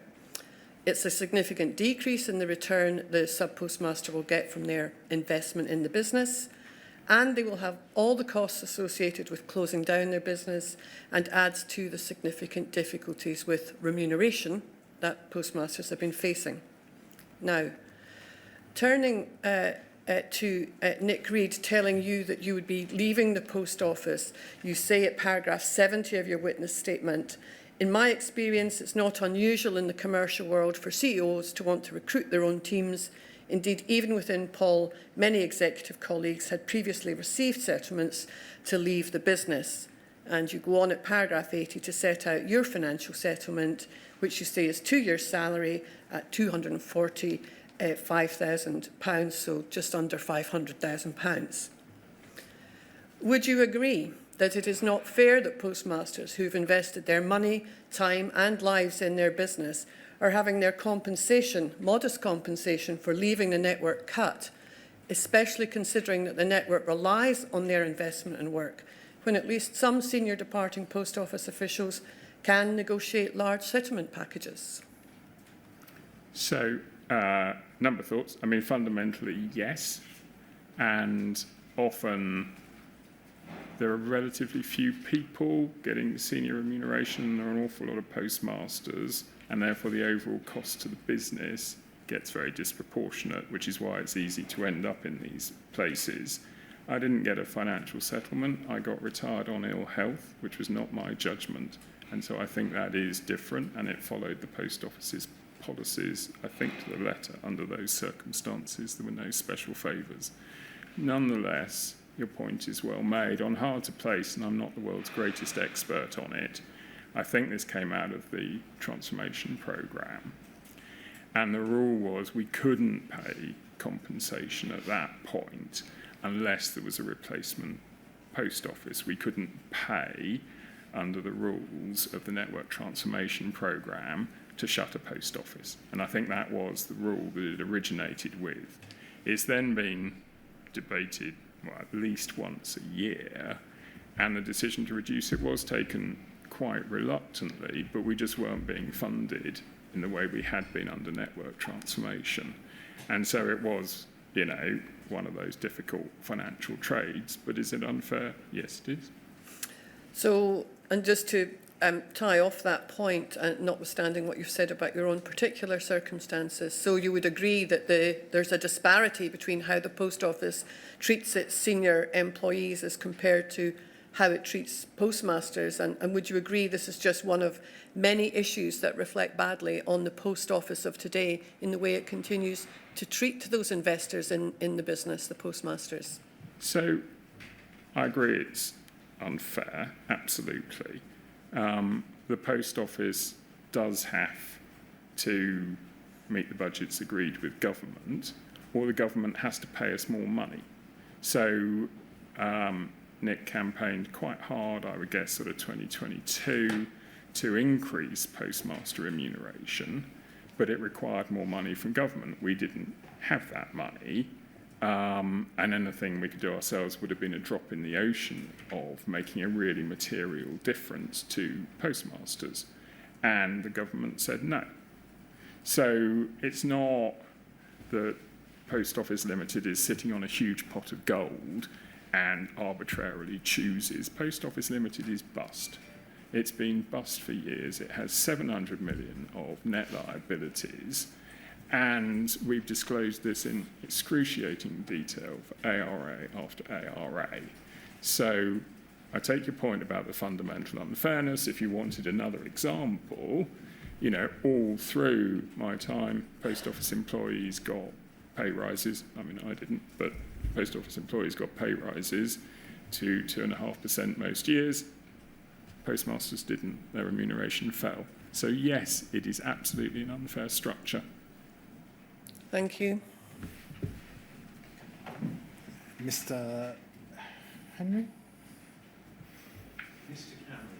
Cameron, you wrote a document that nobody will forget, the What Went Wrong document, and you wrote that in 2020.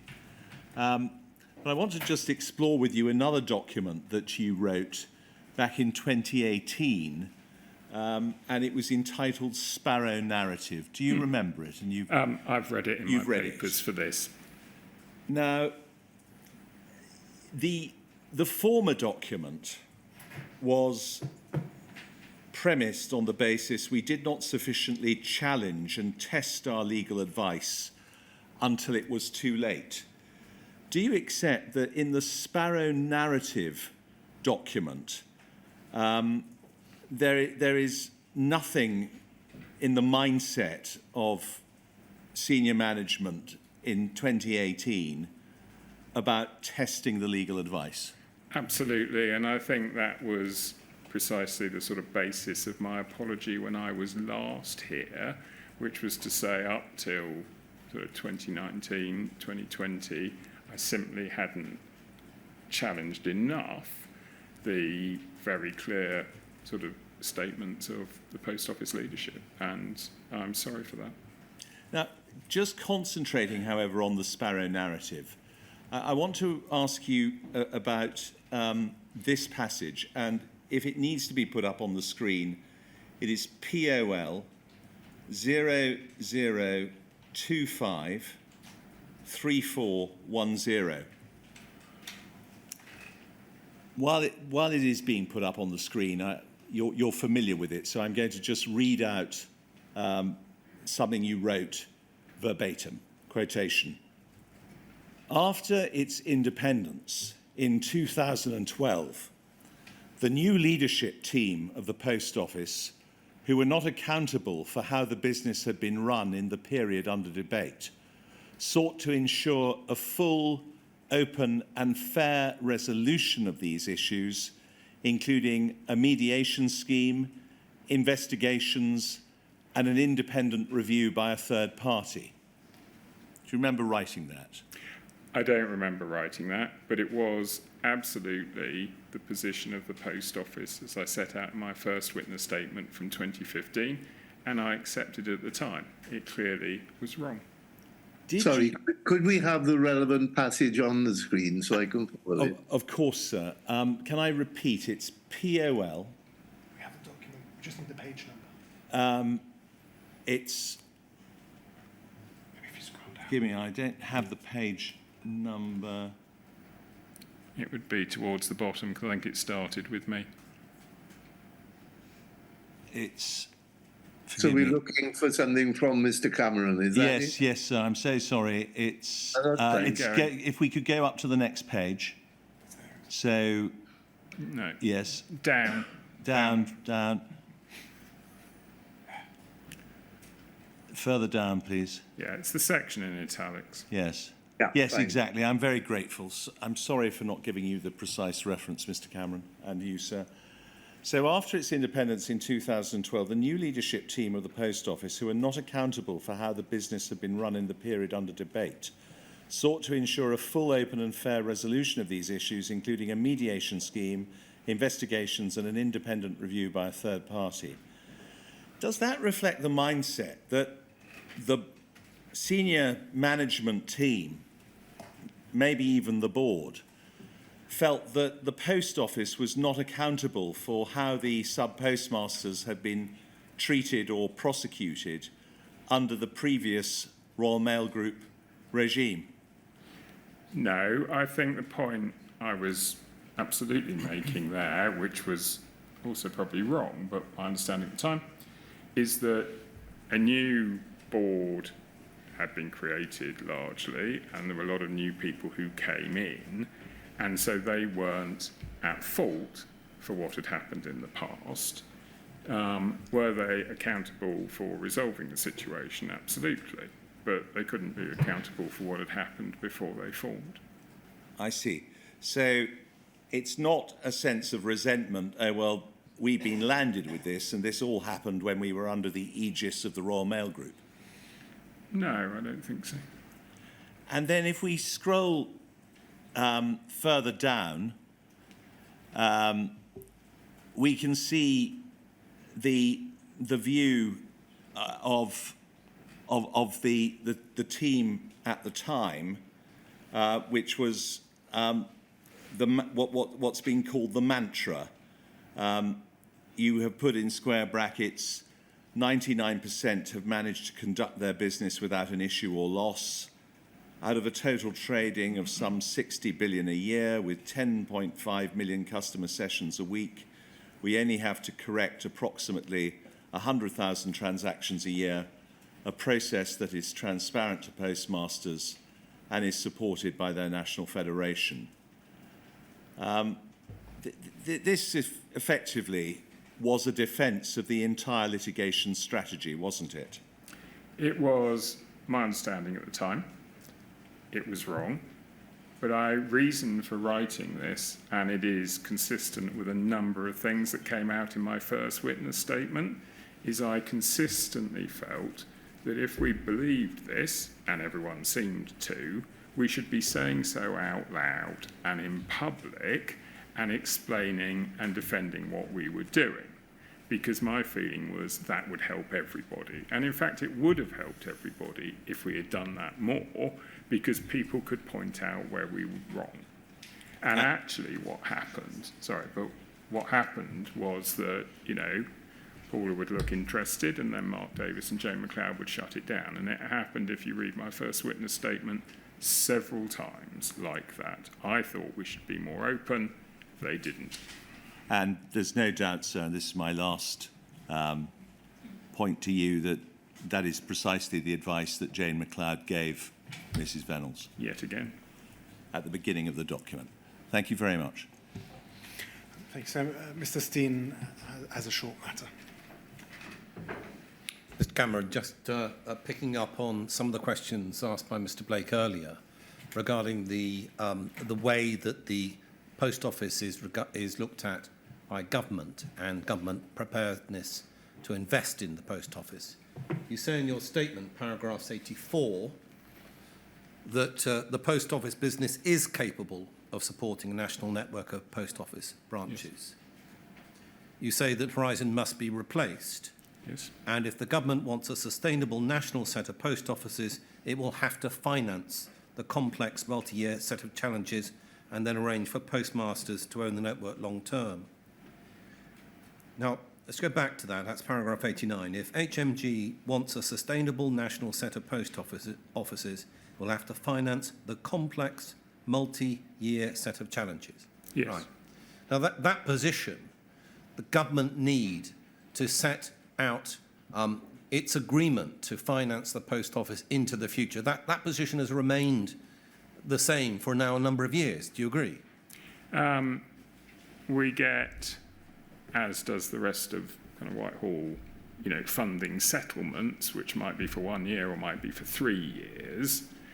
But that isn't a brilliant way to fund a trading business where circumstances can change radically. It's really designed to say, well, you'd like to spend 10 billion on green technology, we're only giving you $1 billion, do what you can. And it doesn't really work. And I think we have, I'm not suggesting for a moment that Post Office hasn't muddled some of this. So we simply didn't ask for enough money for the Horizon replacement. I mean, nowhere near enough. And the more we got into it, it was very early stage, and it was a sort of budget for software, the more difficult, complex and expensive the actual rollout looks like it's going to be. And this is a software and a hardware change. It's the first one for 20 years. The last one went catastrophically badly. So there is no trust in the system. And so, I remember being part of a software rollout in a commercial company as an employee. And at one point, they just said, look, we cannot cope with being on 2 systems at the same time. So we know it's not working brilliantly. We're just going to push everything onto the new system and we'll fix it later. Now, as an employee, that was fine. It is utterly inconceivable that you could talk like that to postmasters because they're running their own businesses and Horizon was a catastrophe. And so the actual rollout, how you resolve shortfalls, all of that is going to be very, very difficult. And we simply hadn't done the work to appreciate that properly when we first asked for money, and we just didn't ask for enough. So government needs to provide long-term, settled commitment to funding the post office for the future, not just 1 year, but for the future, including the replacement of the Horizon system. That is obvious to you and anyone else that has paid attention to this scandal. Is that right? No one else is going to do it. Yeah. So if government does it, it doesn't get done. And understanding the effect, you said in your evidence that it isn't a brilliant way to fund a trading business, but the real effect on the postmasters running a small branch office in a rural part of this country, whereby there is no way that it would make business sense to open up a branch, means that those branches are left in limbo, not knowing what the future is, not knowing whether they have an asset within the business, not knowing whether they can continue to operate for the interests of the people around them or for their families. Do you agree? I do. What the government has done to address that was the network subsidy payment. So this was different from investment funding, and it was specifically designed to enable Post Office to keep open post offices that weren't financially viable and which you would shut if your only issue was commercial questions. And that dropped to, it was 200 million a year at one point. It dropped to 50 million, which is part because we had improved commercial performance. But that is less than it costs, or certainly when I was asked there, it was less than it cost. And, of course, again, it only goes for a maximum of 3 years into the future, and often it's 2 or 1 or it's uncertain. And so I agree with you, and this is why I think the strategic work around the network, which has been so postponed, actually does need to be done, because the government either needs to say, yes, we do want you to keep all those uncommercial post offices open, in which case it has to pay for them because there's no one else, or it doesn't, in which case they'll go. Thank you, Mr. Cameron. Just one further point. Can I take you, please, in your statement, second statement, you talk about when you joined the post office in January 15, the post office's position was that there was no evidence of any faults with Horizon or unsafe convictions. I'm going to take you to one document, POL 001428556. POL 001428556. Should come up on the screen now.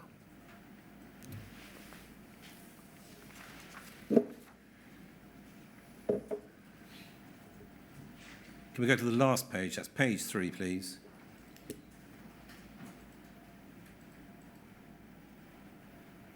And drop down to the last couple of lines, please.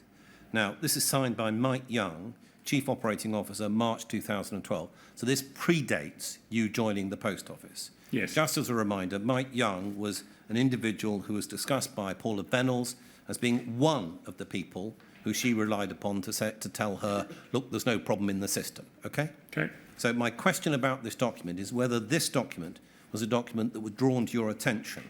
So briefly, we go back to page 1, please. And then under the heading background, 2.1, if you can highlight that, please. Last week's major incident on Horizon was the 4th significant service failure of the system in 9 months. And then there's a recitation of those failures in July of 2011, December 2011, February 2012, March 2012. Now, interestingly, in relation to this document, there's no mention of the mismatch bug or any other bugs. We drop down then to the paragraph at 2.3. Summarise this. Says there that as part of the move to Horizon Online, contract was renegotiated. One of the design changes which contributed significantly to reduction in post office operating costs, circa 5.5 million per annum, to the savings was moving to an active-passive data centre arrangement. And then I'll read the next bit. Consequently, the resilience is now housed in one data centre, with the second data centre primarily being used as a test environment, but available for disaster recovery if required. So setting out those issues. The proposal is set out by Mr. Young at page 3, paragraph 6.2. So under proposal 6.2, highlight that, please. Thank you. In recognition of the recent performance history, the media attention this has drawn, and our business transformation plans, we have proposed a fundamental review of the service. Within this review, we will draw out whether the current technical design is correct for our future business needs and plans. The review will run in conjunction with the operational investigations. And 6.4, the review will as a minimum cover the technical design of Horizon, all forms of testing, monitoring and alerting, best practice in retail and financial service markets, future requirements of our business strategy that may influence the technical environment of which Horizon is a critical part. Okay? Now, I've shortened my examination in relation to that, but just to give you the flavour of what that document was saying. So in March of 2012, sometime before you joined the post office, this document was sent to the board, and it was discussing essentially a full-out review of the Horizon system. Was that brought to your attention when you joined the poll board? I believe, best of my knowledge, that this is the first time I have seen that document. And indeed, I don't think I particularly knew who Mike Young was. I don't remember ever seeing this document at any stage. And it was nearly 3 years before I joined. It's hard to be definitive. I don't have access to poll emails and things anymore, but I don't remember ever seeing that before. Should it have been brought to your attention? Yes, I think it would have been helpful. I mean, there were things I certainly learnt reading it, so I understood how we used the data centres in 2015, but I didn't know that the history was that they had been used differently previously. And this is one of the reasons why, whether people like it or not, Horizon has to go, because we were doing, I mean, going back 4 or 5 years, we were doing kind of business continuity disaster recovery tests where we would shut down, you know, the primary data center, having moved all the stuff over to the secondary to prove it worked, and then move it back a week later. And that there hasn't been a full sort of disaster recovery business continuity test of Horizon for years, because no one's that comfortable that it will work. And so this is a really serious challenge, and it's one of the reasons why, you know, you either get Horizon onto the cloud, which the business has absolutely failed to do, or you're going to have to rebuild data centres at a prohibitive cost using very old technology. Thank you, Mr. Cameron. Mr. Cameron, in the aftermath of the Bates litigation, HSS came into existence, yeah? Yeah. And presumably, at or about the same time, the remediation committee came into existence. I think it was a little bit later, sir. Yeah, so, but yes. Yeah. And were you on the remediation committee from the outset? I don't think I was. So one of my, but apologies if this is wrong, one of my agreements with Nick was that I was, there was, as soon as, straight after the litigation, so I'm saying sort of latish 2019, one of the points I made was that the committee then managing these matters was essentially exactly the same people who had managed the litigation, other than Nick swapping in for Paula. And I felt that was wrong and hard to defend.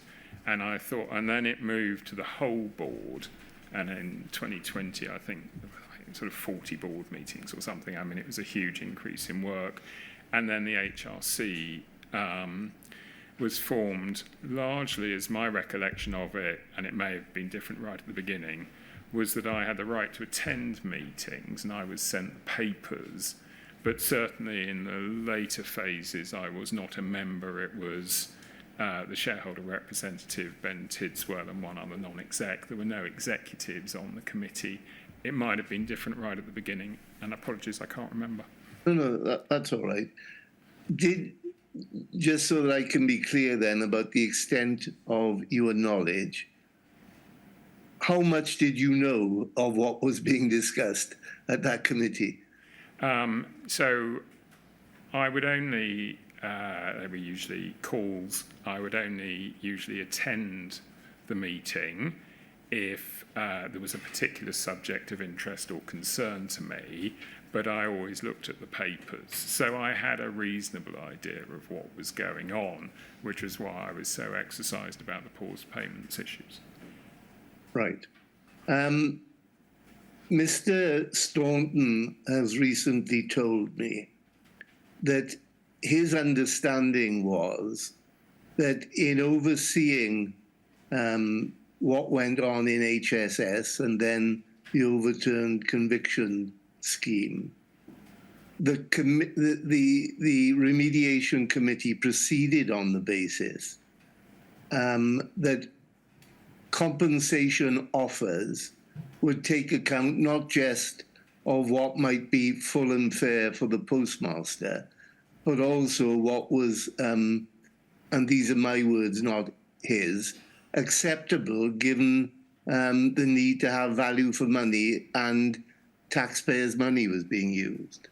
Is that your understanding as well? I never heard it expressed like that, but I think there are a couple of things. The fact that there were detailed Treasury DBTs signed off operational agreements of how the HSS and OHC schemes had to be operated in order for Treasury to fund the compensation, meant that that must have been built in to the process, I think. And there was, I felt, and apologies to all the lawyers in the room, an excess of lawyers in the process. I mean, I think at one point there was so much opinion checking that 3 different QCs or 4 different QCs were used for one question. So it was a very bureaucratic process, which Post Office, and obviously Simon McAlvin would understand this much better than me, but Post Office had to follow. And I think, I mean, I did find the pause payments issue pretty incomprehensible as to why Post Office, or the HRC, was taking the stand it did. And so it does feel like maybe it was a value for money thing. I asked the question because, amongst other reasons, because in documents which I've issued, I've drawn attention to the fact that lawyers are used to an adversarial system in which defendants get away with as little as they can, in inverted commas. Claimants try to get as much as they can, in inverted commas. At least some of the public utterances from both government ministers and Post Office representatives suggested that this was to be somewhat different, in that the aim was to provide full and fair compensation promptly. And I drew attention to all of this in progress updates that I wrote. What's your impression about what actually went on the ground? So I think if you go back to the setting up of the HSS, the decision was made for Herbert Smith Freehills to run the scheme. So, and they got that because of their role in the settlement, which was effectively them negotiating with the claimants from the GLO. So it was set up on the basis of a negotiation between lawyers. And essentially, there was an element of that in the way that HSS was constructed. And I think that was a mistake. And Simon McAlvin, again, will talk about this, I'm sure, but my recollection of him coming in was challenging everyone to say, should this be a negotiation between lawyers? Or should this be, a genuine attempt at remediation, that people feel at the end of it that they're satisfied, justice is satisfied, we can move on, and that they've been properly compensated for everything that's happened to them. And I think that did conflict with the sort of legal advice committees, bureaucracy of the schemes, quite badly. All right. Thank you very much, Mr.